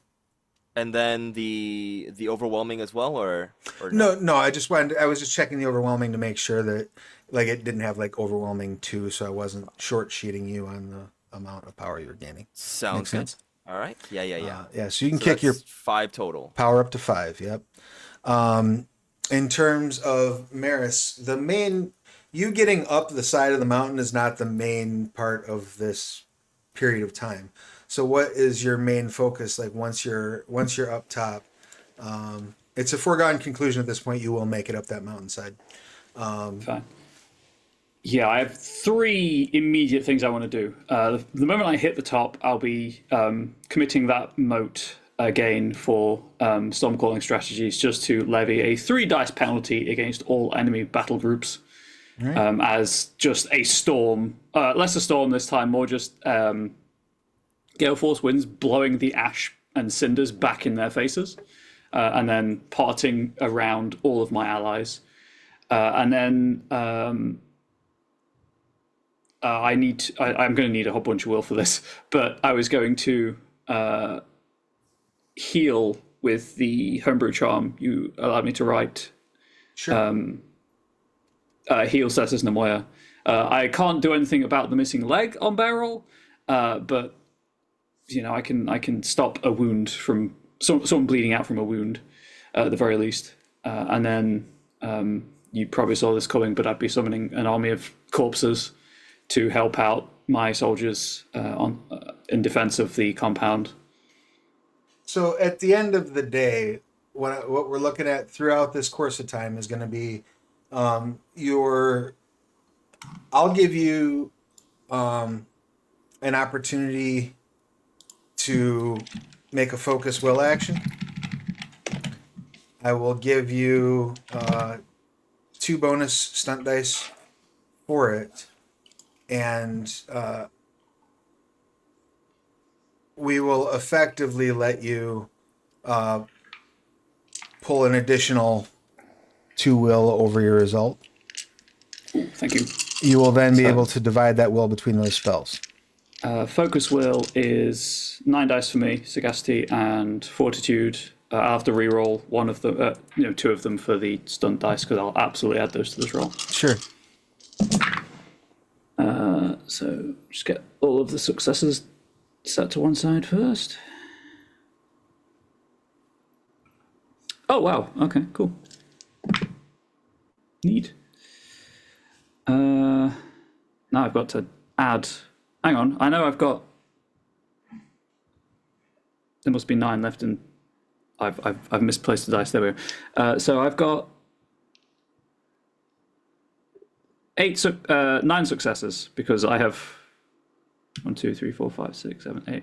1, 2, 3, 4, 5, 6, 7, 8. Yeah, 9 successes. Excellent. So it's difficulty 3, so it'll be it's 1 for hitting 3, and then 4, 5, 6, 7, 8, 9. So you'll add 7 will in total. And then to cast those spells, each cost. Raise the Skeletal Horde is 4 will, but that's just every corpse within medium range is affected. Sure. So they're just terrible drill, poor drill, but it's a battle group of reinforcements that wasn't there a moment ago. Sure. And then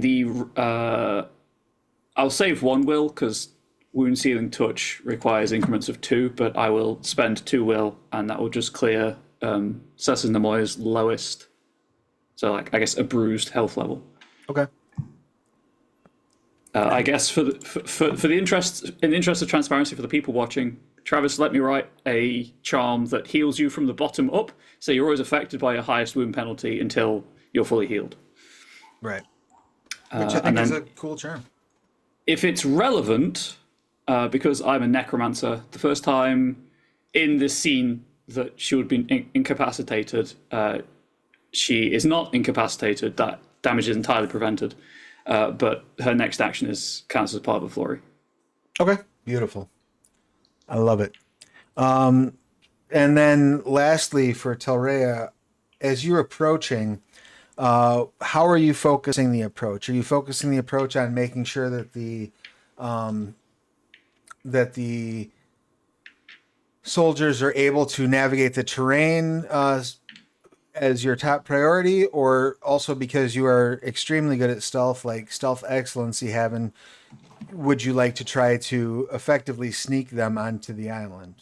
Which is something Yeah, you I could want to do. sneak them onto the island for sure. Are you Um, planning on using that excellency in order to do so?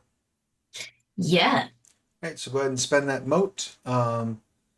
Go ahead and give me your stealth twice, and then your attribute of choice. Um, Mhm.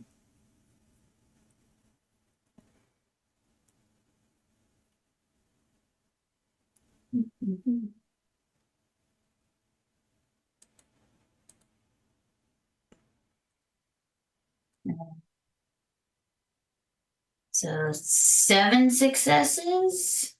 nice. You managed to lead this army of essentially 500 soldiers up the side of an admittedly much easier climb, and through this path. It's kind of bottlenecked to like 4 at a time is the widest you can go, but you manage to keep them marching at a fast enough pace that they will get there, while there is still action to be had, but quietly enough that nobody's going to see them coming. You manage to lean on the cover, lean on the smoke, and keep everybody kind of hunkered down and moving at a brisk pace, but not, stepping on twigs and rattling leaves everywhere they go. So, quick narrative catch up to this one roll resolution that we had done to get us to this stage so far. Vulcan comes running out. I What's have up? a real quick question. Sure. Is if it's a one roll resolution, is it possible for me to commit multiple motes for charms like after certain parts of the that particular time period? In the sense of so that they will be active when we get into more gritty combat type Exactly. stuff. Yeah, absolutely. Yeah. That's fine. Yeah, if you have any charms that you want to make sure you have active that you want to commit motes for, more than welcome to do so. Okay. Cool. I will commit the moat for Earth, all-encompassing Earth sense. Then doesn't hang on. Is there a range on that for Hearthmate? Hearthmate is within range, so as long as the minute you all get within medium range of me, you get the benefits of the charm as Sounds well. good. Okay, I'll just use my Dragon Grace weapon so you notice that of the vines on the Dieclave are actually kind of like almost splaying out and being active in potentially disarming my foes. Beautiful. Are there any? And don't forget, at each mote you commit to increase your anima by that amount as well. Exactly. Okay. So does that bring, in terms of animas, does that bring I'm any at of you 2. to? Okay, only 2. All right. Actually, if I'm this seems like a time to have a weapon out, right? Sure. Sure. Just I'll, maybe. Yeah, Arsenal Summoning Gesture will give me 1 power and put me to active anima. Excellent. So, and you get to subtract 2 dice. Well, I get to subtract 2 dice from all ranged attacks that are targeting you. Yes. The all-encompassing Earth sense does allow me to choose Earth anima stuff as well, but that's I looked it up. That's kind of just makes it harder for enemies to knock me down in melee. Okay. All right. Rock and roll. I'm gonna activate my revolving bow discipline, so I get a second range attack, and that is 2 motes. So with that, with my excellency, I've got 3 animals. Excellent. So that makes your anima active as well. And with an active water anima, you may add your essence in automatic successes to gambits where the water aspect attempts to disarm an opponent or pilfer an item. When an opponent attempts to grapple or ensnare you, you get to add your essence to defense. All right. So just a quick now that all of that mechanics has been handled, a quick overview of what happens. Cessus comes like running out of the house, basically runs up the back of one of the soldiers, and as he flies through the air, the diaclave comes up, the vines shoot out, and just begin sort of swimming through the enemy forces, slicing them down and disarming many of them as the swings come through. Maris leaps over the edge of the cliff, landing on the ground, accompanied by clouds rolling in, wind blasting the smoke away, taking away any penalties that would have affected the allies, of course, and rushes inward to lay healing hands on Nemoya. About this time, Telrea comes sort of pouring out of. There's a little bit of woods on the edge of the of Cessus Nemoya's property, and you just come slinking out with soldiers just pouring in behind you, filling in that back rank and offering a fresh round of supplies for the a fresh round of bodies, I guess you could say, for the phalanx. And just as you sort of line up with the door to the residence, Telrea, Maris comes walking out, lightning sort of flashing around his eyes a bit as he raises his hands, and you see all of the fallen soldiers on both sides of the phalanx stand up. Damn. So that is what we see. Let's get. This is where we get to the fun part. Let's get some join battle rolls going. So, correct me if I'm wrong here. I do believe that your each of the battle groups is going to operate on an individual initiative. Is that correct? Let me double check. I would assume so. I didn't actually write that down. No worries. The pirates are with me too, right? Did you bring the pirates or did you leave them in the boats? I think, right, Mary said, like, you can come with us if you want, so you can take that path. So they're probably with me. Sounds fair.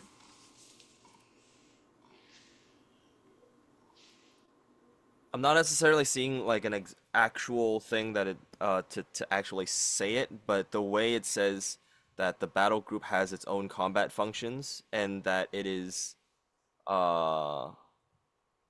it seems like it is just its own entity in itself. Yep. Yeah, I see nothing that contradicts that, so we're going to assume that's going to be the case. So, in that case, let's get our join battle rolls for y'all.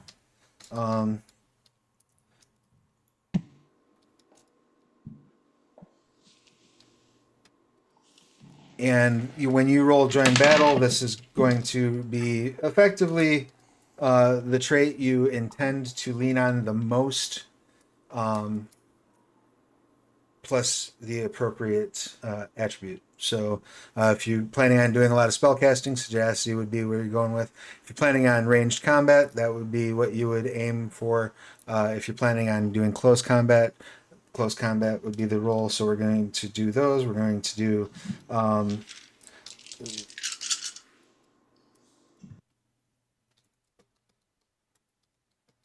and I'm going to treat the friendly soldiers, the zombies, and the pirates as all separate battle groups.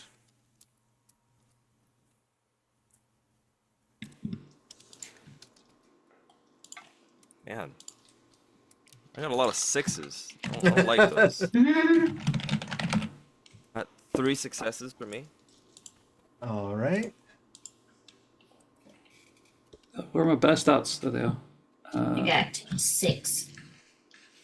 I just roll for my bears join battle. Oh, yeah. Yeah. Are you bringing so the bear and the cat coming up with the soldiers? I left my bear with the soldiers with that assumption. Yes. Yeah, so he's with me. All right. What's up, Bear? So again, what's the bear's name? Forgive me. Brocken, like broken, but with 2 Ks. Excellent. And what's the cat's name? Shadow. Shadow. I will remember these one day. So Maris, you got what on your joint battle? I got 5 for Maris. And for Bracken? It was 7. Yeah, 7. Excellent. And then if you want to roll for the friendly soldiers you command, and they're effectively, at this point, we're going to treat it all as one. The soldiers is your big battle group, so they're The full size. yep.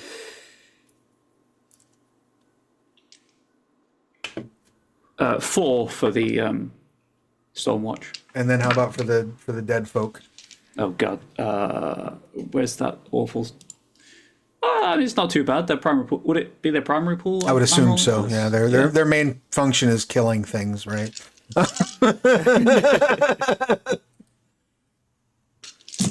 Oh, hang on. 7. Sorry, everything else was 9. Holy cow! Some fast. Sorry, ass. that was 7 dice. Oh, Pool. I thought you Everything said- else was 9. I you rolled said too many 7 dice. hits. I was like, I whoa! was like, 6 hits though. what? Still not bad. Those are some 7? quick zombies. What did you get for joint battle for Shadow? Sorry, I need to see the stats again. What's my pool? So I can just quickly. If it's it was your secondary merit, right, for Shadow? Yep. Yeah. Yeah, primary pool is 9 for a secondary animal. All right, cool. Because Really? again, I had it written down on my other computer, No, you're all good. and I do remember the one charm that she has as well. 4. Excellent.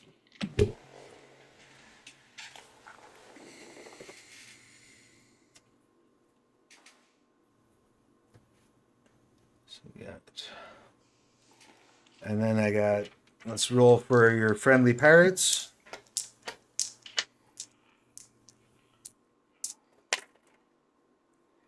They got 1, 2, 2.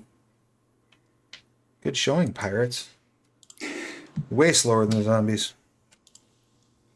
I mean, they're slower than me. Yay!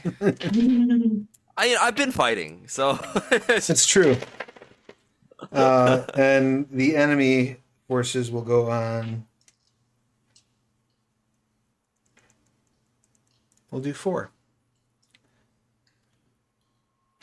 And now I will move everything into order. Because we like to have order, you know? yes, indeed. Wherever there are ties, they will go to the player character first.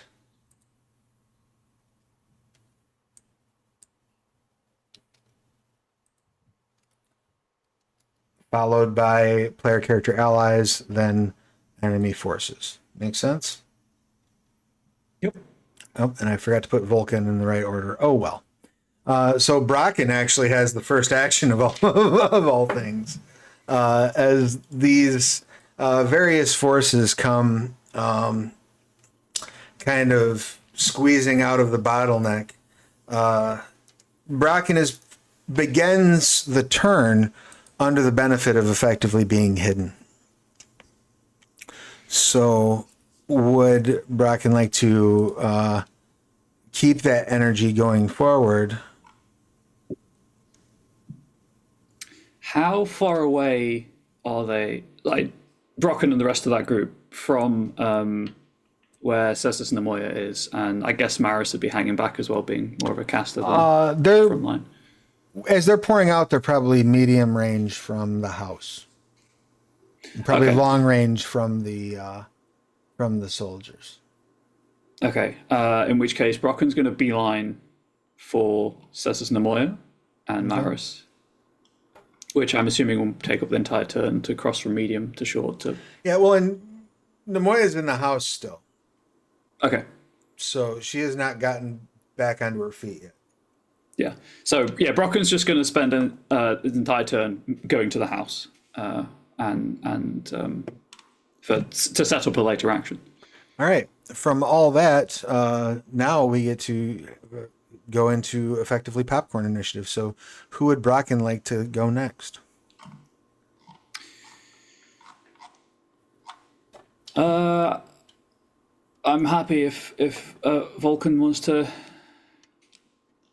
draw some fire from the emerging soldiery.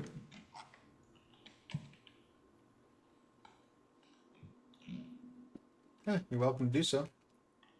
You want to take the next action there, Vulcan? Well, didn't I have 3?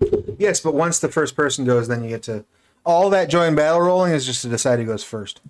Oh, After that, it's effectively popcorn initiative. perfect. I will then. I think I'm going to actually use up my 2 anima for some cool shit. Ooh. Very very non fancy way to say that. I'm going to activate the my evocation from my Diclave called Flowers in Bloom as I activate and spend 2 anima, the 2 that I have, as I jump into the middle of the fray. Try to be in a battle group or 2 or so, and I thrust my sword, my large Diclave, into the ground, and it creates an eruption point where vines and things start bursting into view, and the immense heat from just all of the life that just instantly forms starts creating an environmental hazard in my range band, and it all has the stats of a burning building, which is, I believe, 2 damage per round with a difficulty of 3 Okay. to on that as a burning building, and that's going to last the entire scene. Excellent. And every single time that the eruption point successfully damages a significant enemy or battle group, I gain a power. Awesome. And just for clarification, does that move with you, or does that?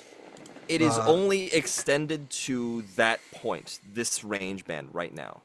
Okay, so it's planted. It doesn't It's dance planted, around. yes. Okay, excellent. Does that require any sort of an activation roll on your part? No. All right, It excellent. just Well, says to spend 2 anima. I will absolutely, and it doesn't say what step you spend those anima on, correct? No, it does not. Then I would assume that also, and it doesn't specify that it takes your action, correct? No, it is just an evocation. All right, yeah. So that occurs. The I will grant you 2 stunt dice for your beautiful description, and what else would you like to do with your turn? Because that was just dropping some anima, basically. I will cleave. I will cleave with a decisive attack. Excellent. For this particular roll, and I will drop the stunt dice to swing harder, as they say. Wonderful. And just so that I'm being completely honest and on the up and up, Maris, does your spell reduce the defense of battle groups at all? The stormcalling strategies. No, it levies a 3 dice environmental penalty on physical actions taken in combat. Right. That's all it does. It does nothing to their defense. Okay. So you are facing against a defense of 5 with this attack. With the defense lowered as 2 against my attacks because of White Reaper style. Beautiful. Okay. I knew there was something in play that was affecting their defense. Too many mechanics. So that is 7 successes. Excellent. So that is 2 above the defense. How much power are you wagering on that? Would it be 4 above their defense? Oh, right, you're correct. I'm sorry. It's 4 above the defense. And how much power do you want to throw into that? I'm gonna throw in all of the power that I have right now, which is 5, since I have my evocation up to kind of refuel in that sense.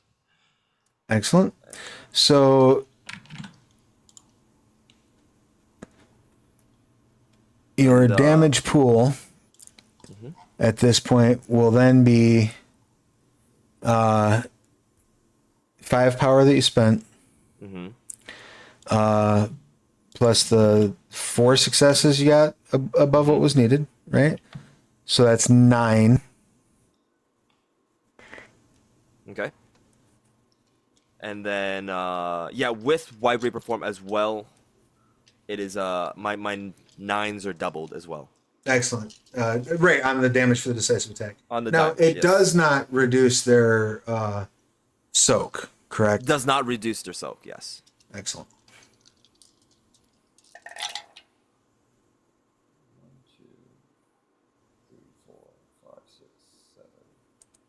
Eight successes.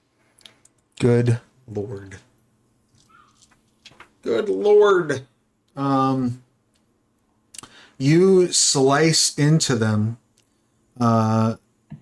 dealing a remarkable amount of damage, and taking out probably, your guess would be a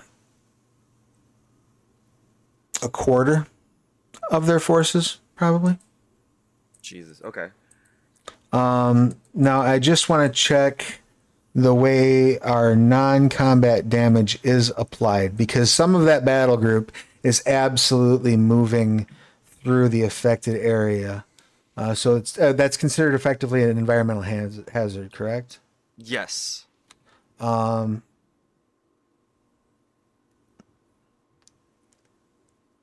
They use a miscellaneous action to resist the damage.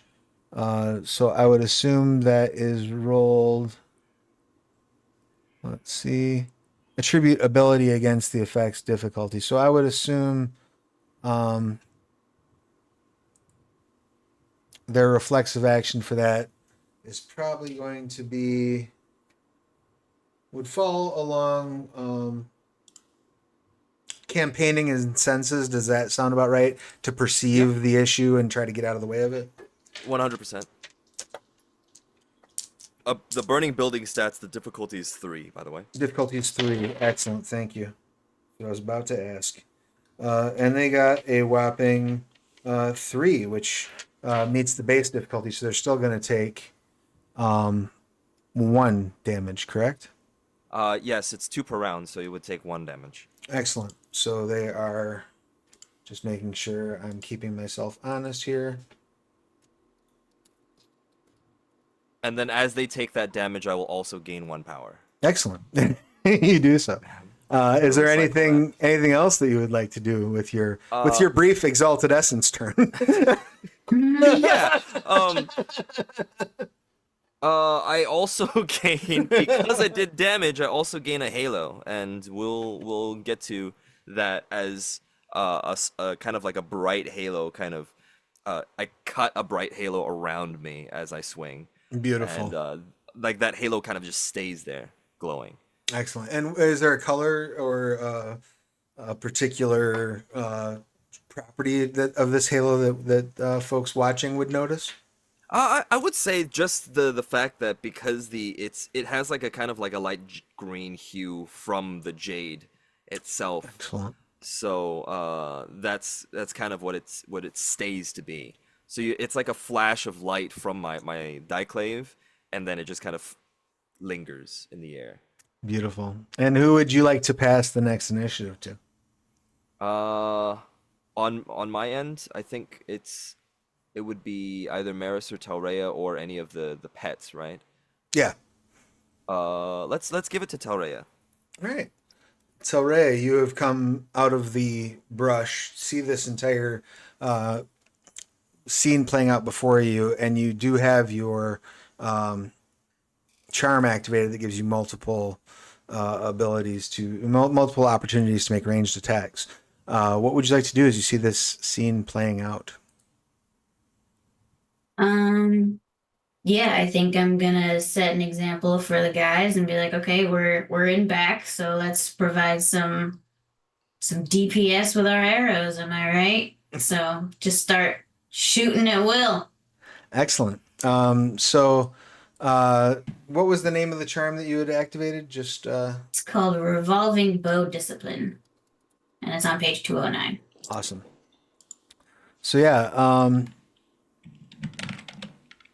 go ahead and get that first shot off, and then so that doesn't that'll be ready to rock and roll. No worries. If you need to use it again, you will need to spend motes again. But go ahead and make that your first ranged combat attack. And this will be, I'm assuming at this point you're going to be trying to build power, right? You're going to be making a withering attack because you currently have a power of 0. Yeah. Um, so go ahead and roll your ranged combat plus your appropriate attribute. Do you have a ranged combat excellency? No, I should get one. You have earmarked 2 of your expenditures. So if you want to drop one of them on that excellency, as long as nobody else has any objection to it, I don't have any objection to this being when you discover you just got the the You range know excellency. what? I'm really good at firing arrows. In that case, you may spend one more mote. All right. And that brings your anima up to 4, correct? Yep. Excellent. And you may double your ranged combat as you're making this roll. And Cool. don't forget to also apply the accuracy of your bow as automatic successes. Okay.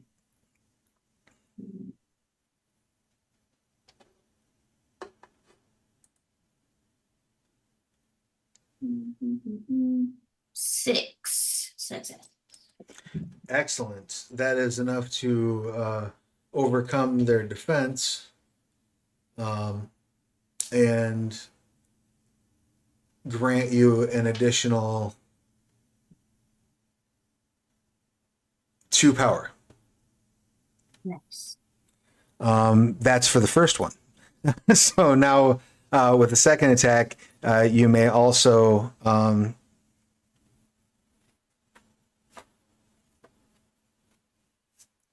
build more power. I just want to check something real quick on the excellencies because I need to know if those last for 1 action or for 1 round.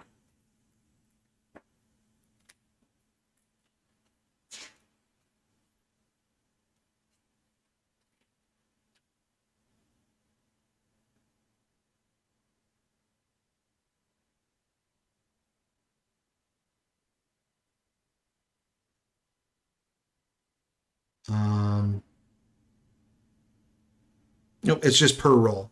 So if you wanted to spend another mote, that would kick your anima up to 5, and you could apply the excellency again. Then I'd only have 1 mote left. That's true, but I believe you would have an active anima. Let me double check. Active is 3. I had to check that earlier. Or I'm sorry, not active. What's the stage after active? Burning 5 to 6. Yeah, burning. 5 to 6 burning. So you would have your anima would be built up to burning. What does that mean? That grants you. Let's see.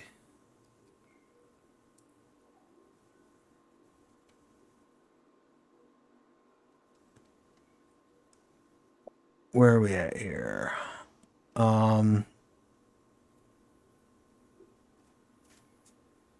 As a water aspect, once your anima is burning,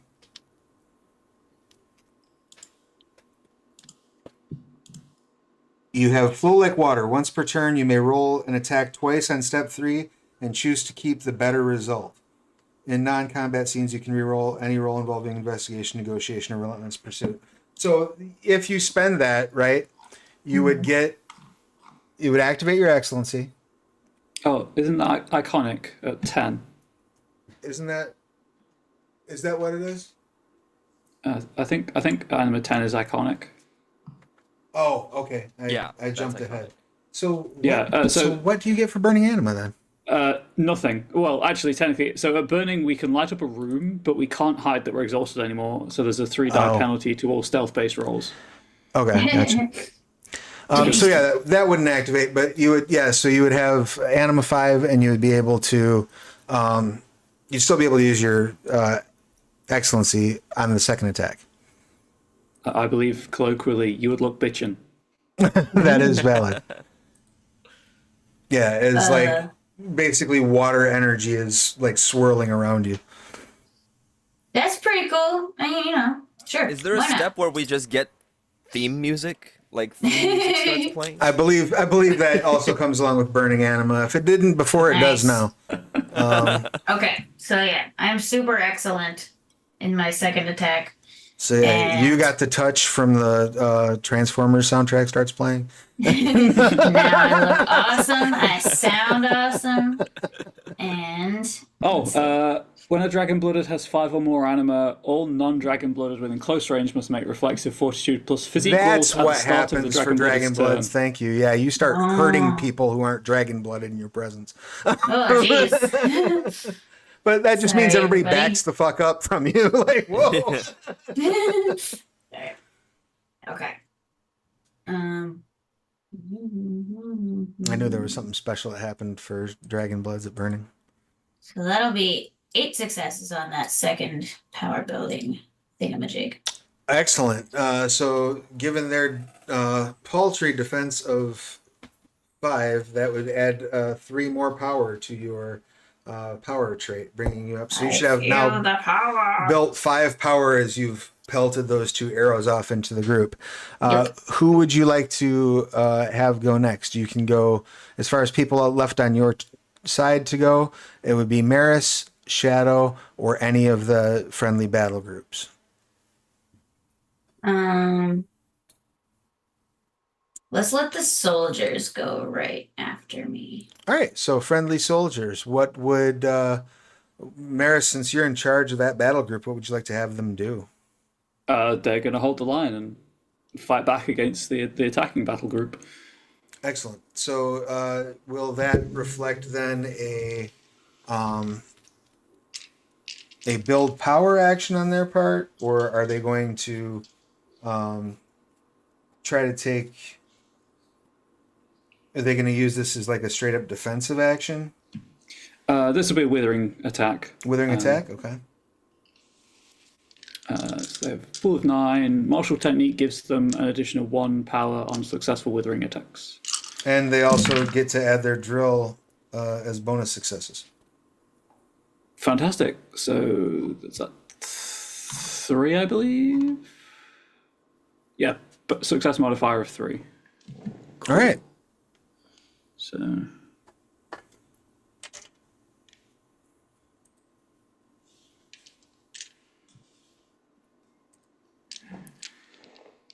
6 on the dice, so 9 with the drill. Their weapon has no accuracy. All right. So So then, 9 successes. so then they build 4 power. Fantastic.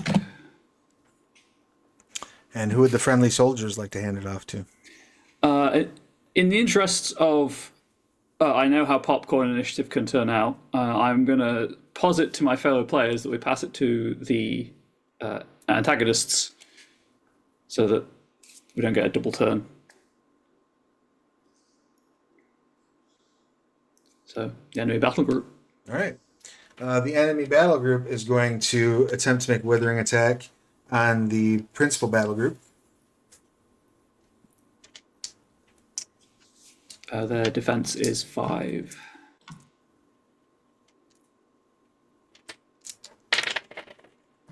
So that's going to be 1, 2, 3, 4, 5, plus 5, so that's 10. So they will gain 5 power, and that is their action. Okay. Oh, dang it. Yes. Just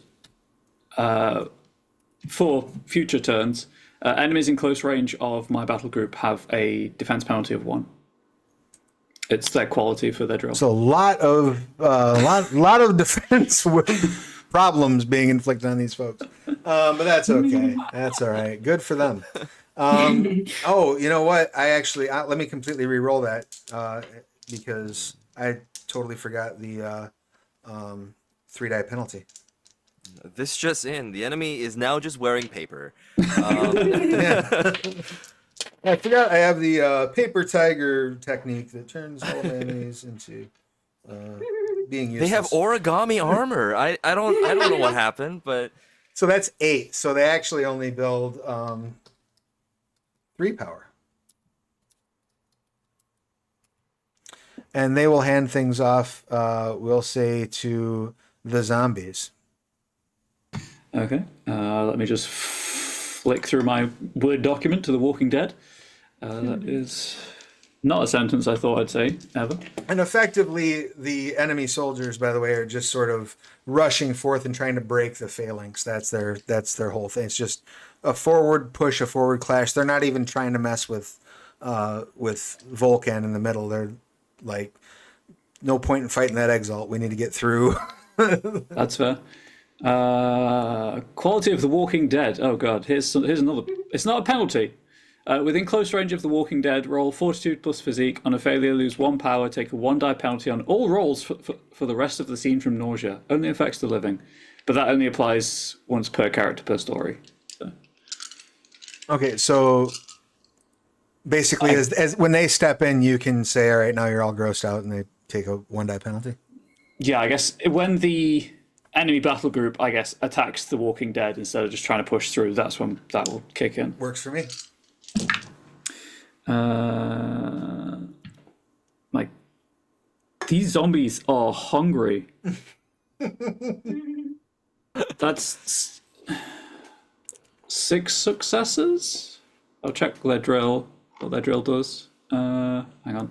Their drill would count as auto successes.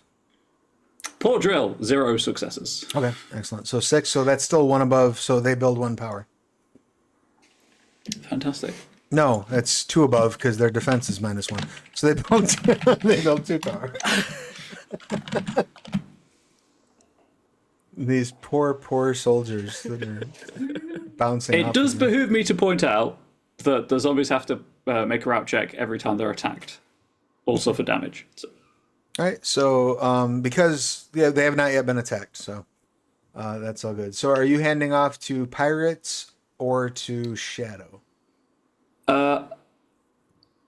I'm just going to hand it off to Maris because all I'm going to do is Maris. Oh, I forgot Maris had a turn still. It's all good. From the doorway of the house, just kind of keeping, so I can keep an eye on Cessus Nemoya as like the last line of defense, but still keep an eye on the battle and see how it's going. I'm just take a moment to breathe and focus myself and just focus Will. Okay. Are you kicking off any excellencies in the process of focusing Will? No, I'm going to save my motes for the moment. I love how we all forgot that Maris had a turn because he has so many turns from like all the battle groups that he's commanding. That's how Exalted be. That's he gets a turn too. 5 successes, which I believe is 3 will. Yes. 1 for 3, and then 4 and 5 give me additional. Excellent. So yeah, you build 3 will, so that puts you up to 5, right? Because you had 2 you were hanging on to.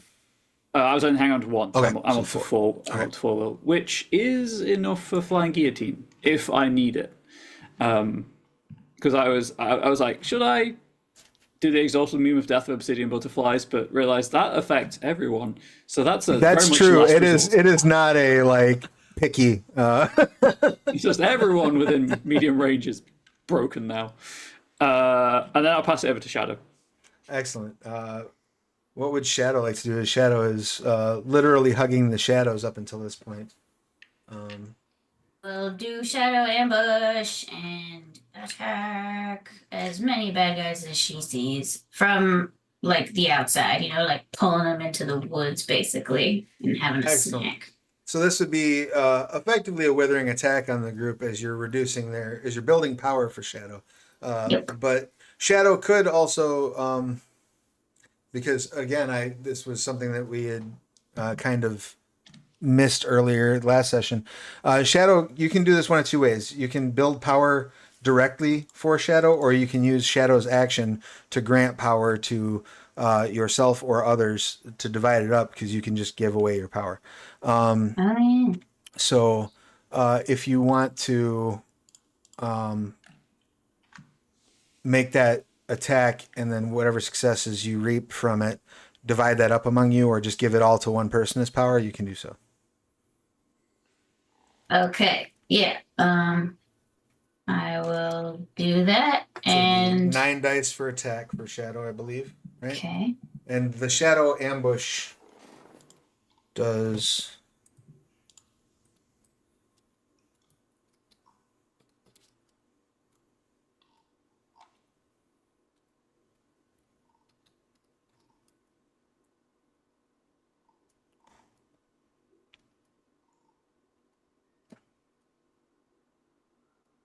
Let's see. What's the charm called again? I'm sorry. Hang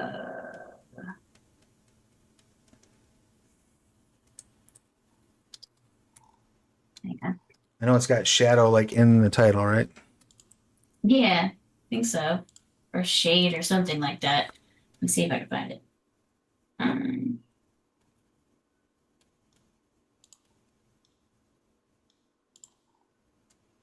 I should have this written down on my character sheet instead of an actual piece of paper. Is that the Ebon Shadow form? You use evasion? No. No.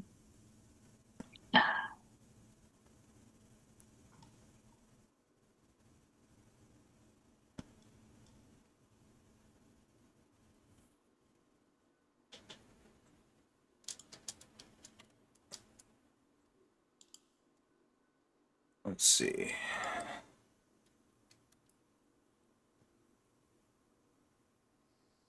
Shadow Talent Execution. Spend 1 mode on step 1 while benefiting from stealth-created concealment. Treat the target as though they had been ambushed, regardless of the action is taken after the first round. Right. So that reduces their defense by 1. Oh my god! All right, so these Oh boy. these poor soldiers. So go ahead and give me the 9 dice for Shadow's leap. Wow, 7 successes. Oh my god! All right, so their defense effectively right now, if I'm not mistaken, correct me if I'm wrong on my math here. Against this attack, their defense is effectively a 3. Right. Yes, 1 and 1. Yep.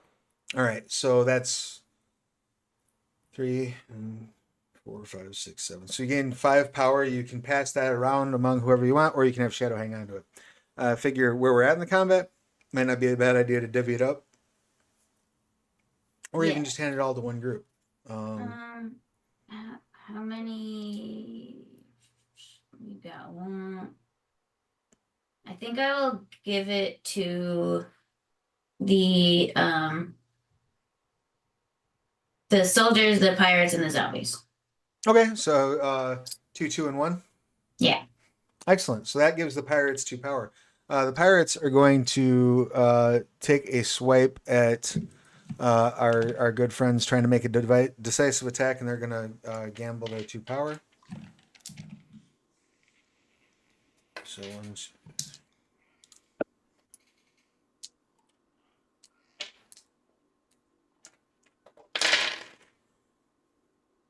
and their defense against the pirates is 4, right? It's reduced by 1. Excellent. So that hits exactly. So they've gambled the 2 power, so that's 3 successes they get to roll to try to deal damage. Oh no, they get to add their drill as well. So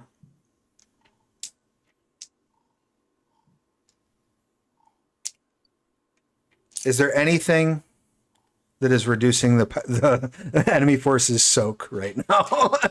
I don't think so. Awesome. I've got penalties to dice pools and defense, but not soak or hardness. Wonderful. They suffer an additional 2 health from the attack. So they're at minus 11. See a few more of them drop. The pirates will hand the initiative, because I believe everyone has now gone, will hand the initiative back to Vulcan. Okay. I'm going to limit test the crap out of whatever this thing is. I only have 1 power, but I'm still going to make a decisive attack because this something tells me this doesn't make this isn't going to be a weak attack. No, not at all. Because you I'm- get to pull an additional 3 off their defense, right? I pull the 2, and then also with the Maris's thing, which is 3, so 3 total. Okay, so it's 3 total coming off. All right. Yeah, 3 total coming off. But I'm also going to use my Bleeding Crescent Strike, Okay. which means I'm going to spend 1 mote, and I'm going to use the halo. So in the actual battlefield, this light green glowing halo that was basically the after image of the strike is now going to disperse outwards, shooting out in a crescent half circle in front of me into the enemies. And spending this mote and this halo means I not only double 9s on this attack roll, but since I'm attacking a battle group, I double 8s as well. So I'm going to. So you're going against defense 2. I'm going up against defense 2, and I'm doubling 10s. 10s, 9s, and 8s. Yeah, 5, 6, awesome. 7, 8, 9, 10. That's 10 successes. Excellent. And you had wagered 2 power, right? I only have 1 power, actually. You I wagered wagered 1. the So Yeah. that's 11 minus their defense of 2. So that's 9. So you have 9 dice to roll for damage. I have 9 dice to roll for damage. Is, And is there a damage bonus to your weapon too? I hope you all have been calculating that in, because those are automatic successes. so, yes, I do. I have 2 automatic successes from that. All right. But also, because I used my halo, I have another automatic success because I'm attacking a battle group. Okay. And then, because I'm still using my White Reaper form, decisive damage is still double 9s. Right. So, So you're rolling 9 dice, right? Double 9s? 9 dice. 1, 2, 3, 4, 5, 6, 7. 7 successes. So 7 plus the 3 10. automatic successes. So it's 10 damage. 2 questions. 1, has that kicked your halo, or has that kicked your anima up to 5? No, actually. It just kicks it kicks my anima to 1. Because I used it. Oh, because you I had to used burn it anima for the. that. Yeah, I burned the anima first. Okay, so that's not dealing them environmental damage yet. Yeah. But But my evocation still could potentially do damage to them because it's the next turn, right? yes, that happens at your turn or their turn. I believe it happens on their turn. Okay. I would say if they traverse it. So Yep. So that's so they're at minus 20 health at this point. Just want to make a check here real quick.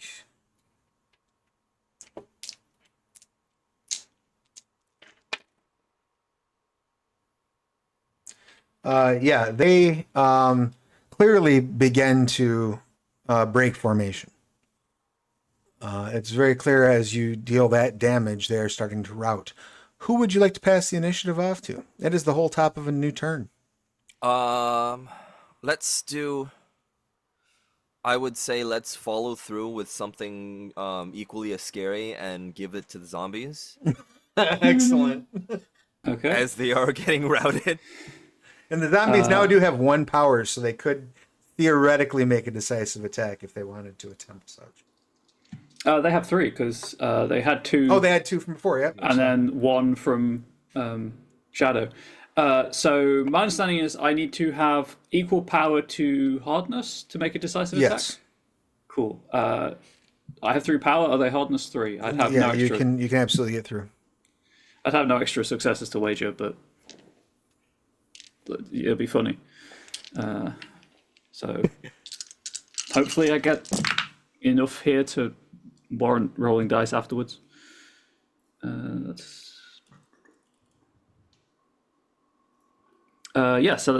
that's 5 successes. That exceeds their defense of 2 when they're fighting the zombies. 3 when they're fighting the zombies. Cool. Yeah. So that's 3. It's fluctuating. So that's 3 plus the 3 power. So that's 6 dice you get to roll for damage. And then they get +2 damage from their claws and teeth.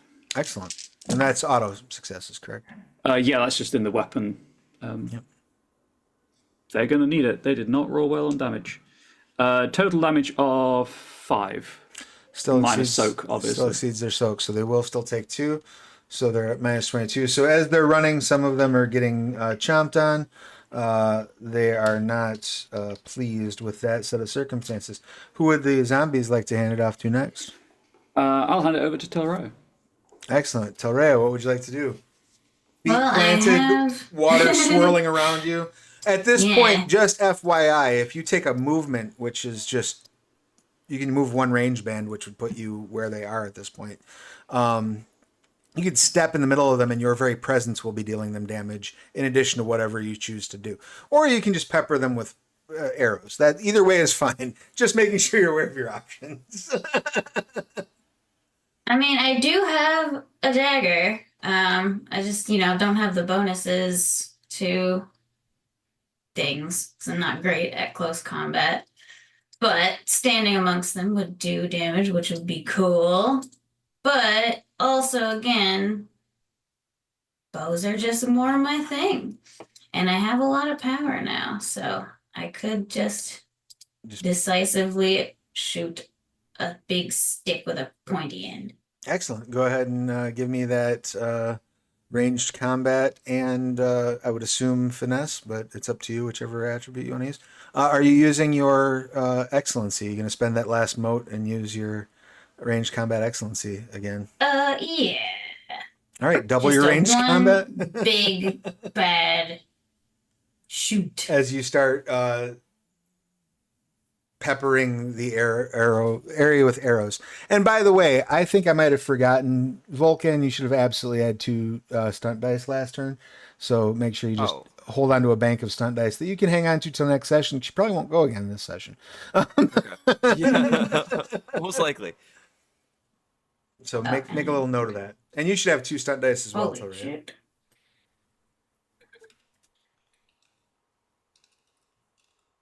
Ten successes. Yeah, excellent. Against their defense, which is effectively 3 right now, right? So, so that gives you 7 plus, what was your power at? 5? Yep. All right, excellent. So roll 12 for your damage. Okay, and my bow gives me a +1, so is that that's- +1 success? That's 1 automatic success, yep. Okay. How much did you say just now? 12. Okay. These poor soldiers. 5. 5 success for damage. Excellent. Minus their soak, they are going to take, they're down 25 now. They've literally lost half their health. They are desperately attempting to run. Who would you like to hand off the power to? Does that take up my power, by the way? That does use your power because you spend it to deal the damage effectively. But you can now, so you could pass off to, Maris hasn't gone yet. I will pass it off to Maris. Yeah. Okay, I have 1 power, which is precisely not enough for anything. So I will just build power. I will take everything, all of what I can see in front of me. How they're fleeing, the weaknesses that have been exploited by my allies, and use that knowledge to try to gain a deeper understanding of the situation ahead. I'm also going to use my Sagacity Excellency. Excellent.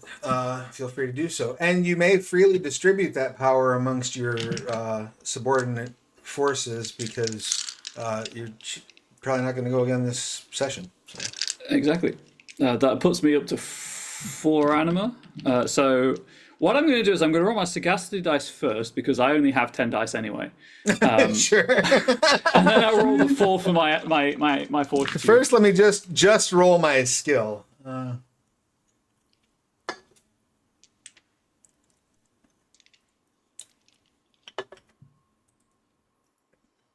Put these to one side so they don't get knocked.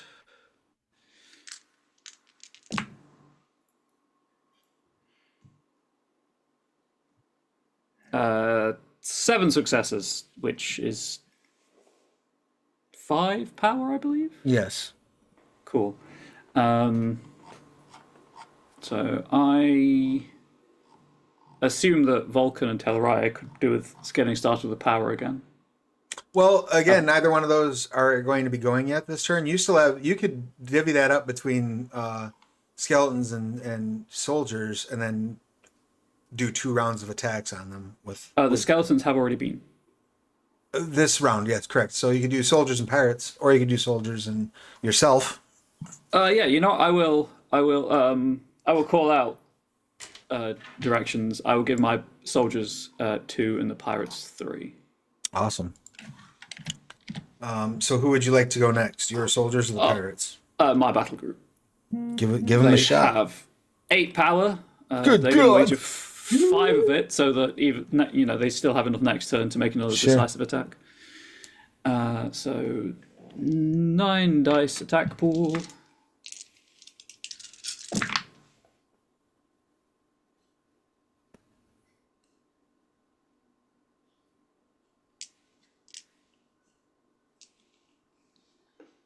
Okay, so that's 6 successes.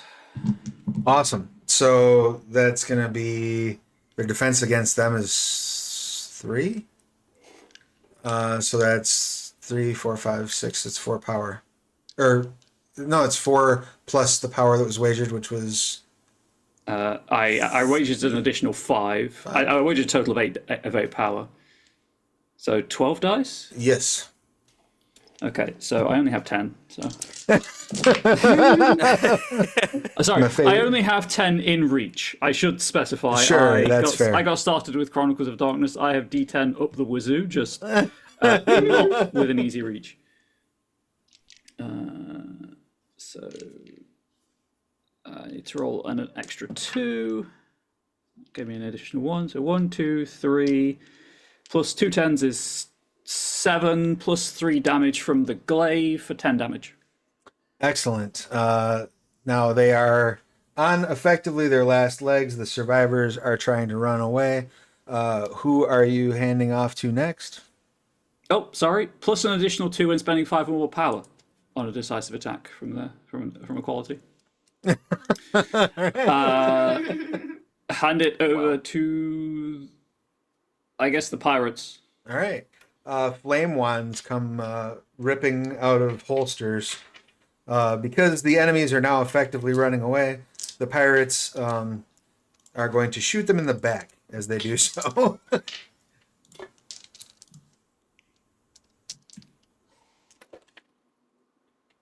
Oh, God.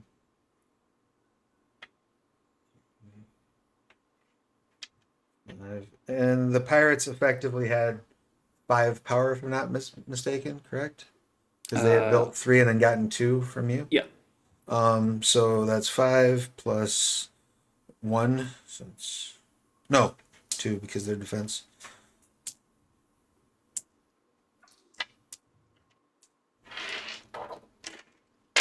And a flame wand. I'm sorry, flame piece is plus 1 damage, correct? I have the rulebook open. I can check.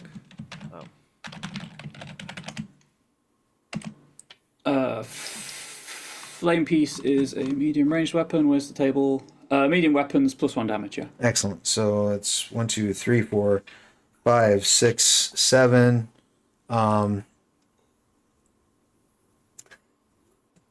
They start running away, right? turning backs. The few that have a shield left to defend with are backing up, but everybody else is just straight up running away. And you just hear, draw, fire, and just it's like it's fucking mow down the last of the battle group, leaving a bloody smear on the ground where they had attempted to escape. That brings us to the end of this combat and the end of this session. Holy bejibbities. I guess an important question we should have asked: what colours were the attackers wearing? They were absolutely wearing you House guys? Pelops colors. Okay, good. Yeah, this was a Pelops commanded force. You're fairly certain that these were based on, believe it or not, based on the resistance that they put up and the damage they were able to do to the initial defenders. You're fairly certain that there were dragon bloods amongst that group. Yeah. Otherwise, they probably wouldn't have stood a snowball's chance in the first place. So, Well, sucks to suck though. I mean, yeah. That's what they get. So to hand out some milestones real quick. Did our air aspect? Did you take a action toward furthering a long-term goal? Well, I'm hoping that acting in defense of Cessus Nemoya and magically healing Cessus Nemoya helps improve relations. That is a significant step. You may take an exalt milestone. For our earth aspect, did you stand? it's wood. Or you're all right. Your wood. I'm sorry. Yeah. Did you experience something new and exciting to you with a significant character or group, or did your actions foster change in a significant character or group? I mean, I would say ushering in the demise of these attackers is a significant change. It would be pretty significant. Well, I actually wanted to use if it's possible, like me being able to convince the pirates to like really convincing them into thinking that they're able to, or like not thinking, but going into danger when they really didn't want to go into danger with the process of having kind of like fame and or like kind of like the money, but along with it, but as well as the quote unquote fame that they could get. That is much more in line with the actual intent of the milestone than just slaughtering a bunch of people, so I will allow it. Absolutely. You can take your milestone for this. And you can save the slaughter for another milestone. And our water aspect, did you adapt your plans to accommodate a significant change of circumstances? I would say yes, right? Because you basically, when you got approached by these pirates, completely shifted the way that you were going to address not only them, but your approach to the island, right? Because you had you came in a whole different vibe than you would have maybe perhaps had you not had those 6 ships along with you for reinforcement. Stand to reason. So you may take an exalt milestone for our water aspect. And then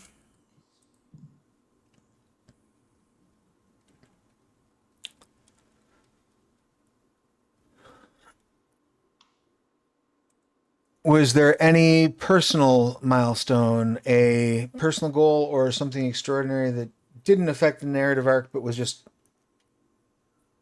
cool for you personally for Vulcan?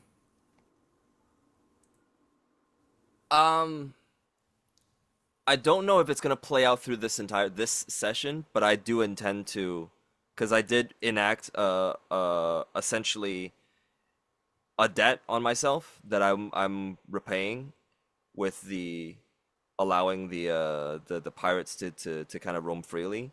That technically doesn't have happened yet, but would that particularly count? Well, I mean, just setting up that relationship can be a personal milestone. That's fine. Okay. So yeah, you can absolutely accept the personal milestone. How about for Maris? Personal milestone? My personal milestone was still shoot something, and I was about to unlimber the fire wand, but they died. I would allow,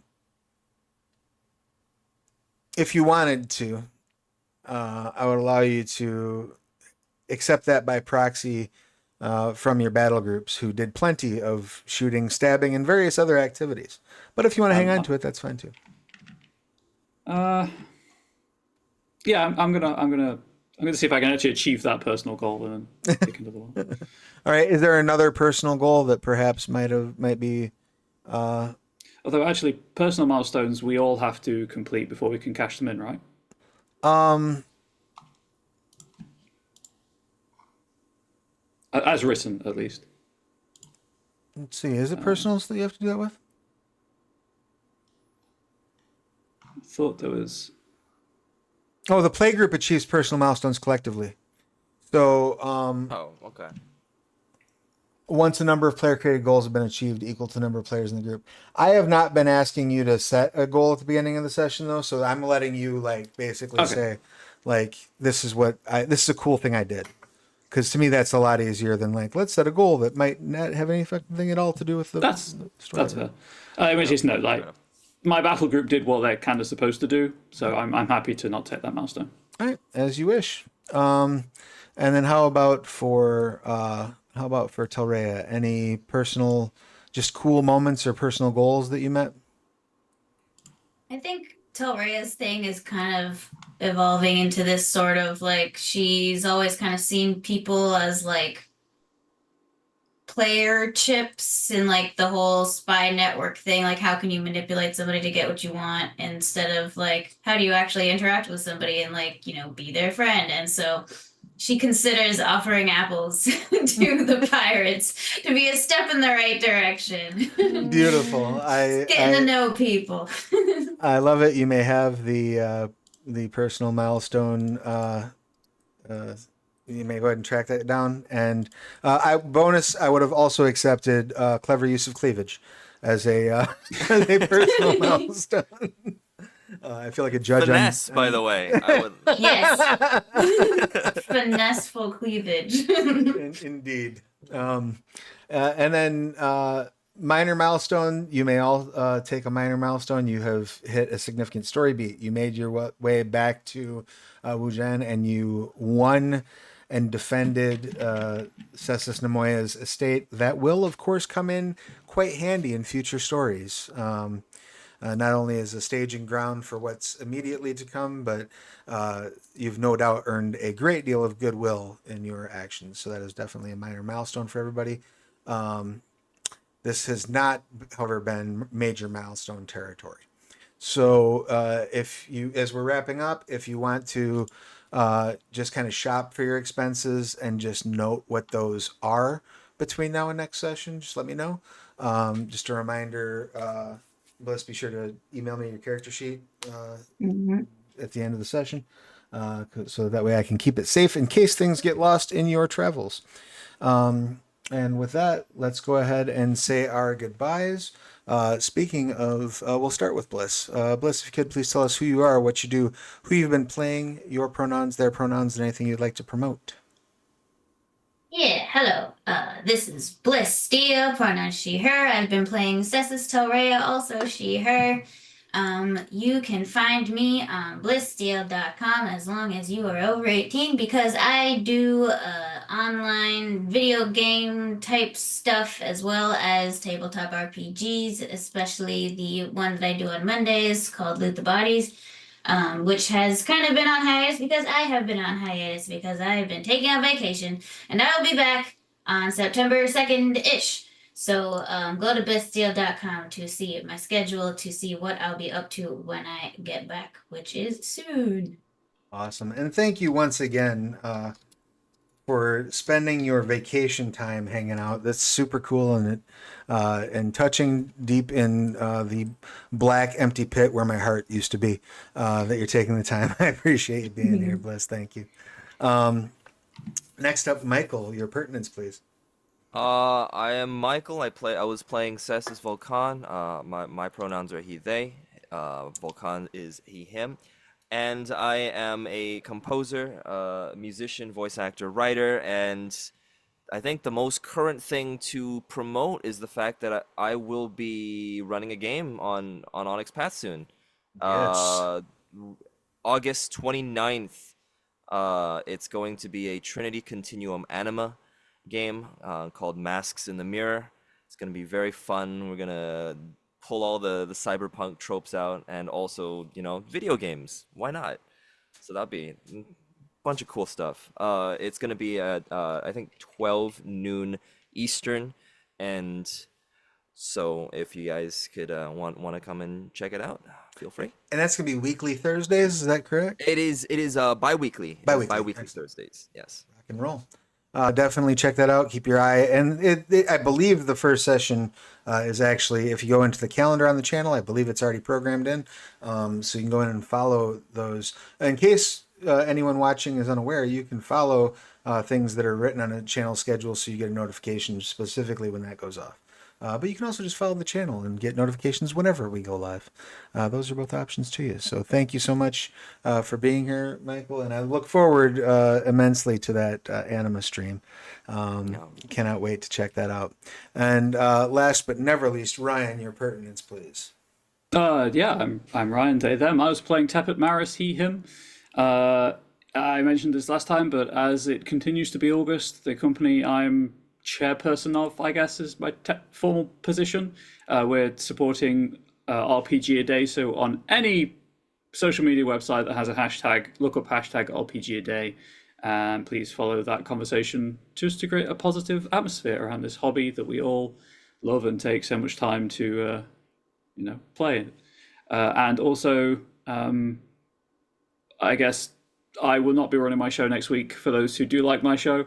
I have so much contract work still to finish before I go on holiday that I don't think I have the time to run the show. So apologies to viewers and to Travis as the webmaster. Well, I appreciate very much you taking the time to at least play in this game whilst you're fighting the deadline beasts. And if you're late for anything, just blame me. Just tell them it was my fault. I understand that will probably carry no weight. There's a video. Go to like 3 hours and 11 minutes into it. Right, exactly. And you'll see me proclaiming responsibility. And that leaves me, I am Travis, pronouns he, they. I'm not running games, I'm writing them and talking about them, particularly like over on Reddit at the AMA over in our White Wolf RPG, where I'll be heading as soon as I get off of here to dive in and check out the comments. So if you're watching this live, feel free to head over to that link I just threw in and get involved in the AMA. If you have questions, that's a great place to ask them. If you're watching this in VOD, I'm sure you can probably go find the AMA and learn all of the answers to the various questions that were asked. In the interim, I will be back on this channel Wednesday night of next week for the Curious Cats of Mao. Until then, please take care of yourselves and each other. Wash your hands, get your shots, stay out of trouble, and we will see you again real soon. Bye, everybody.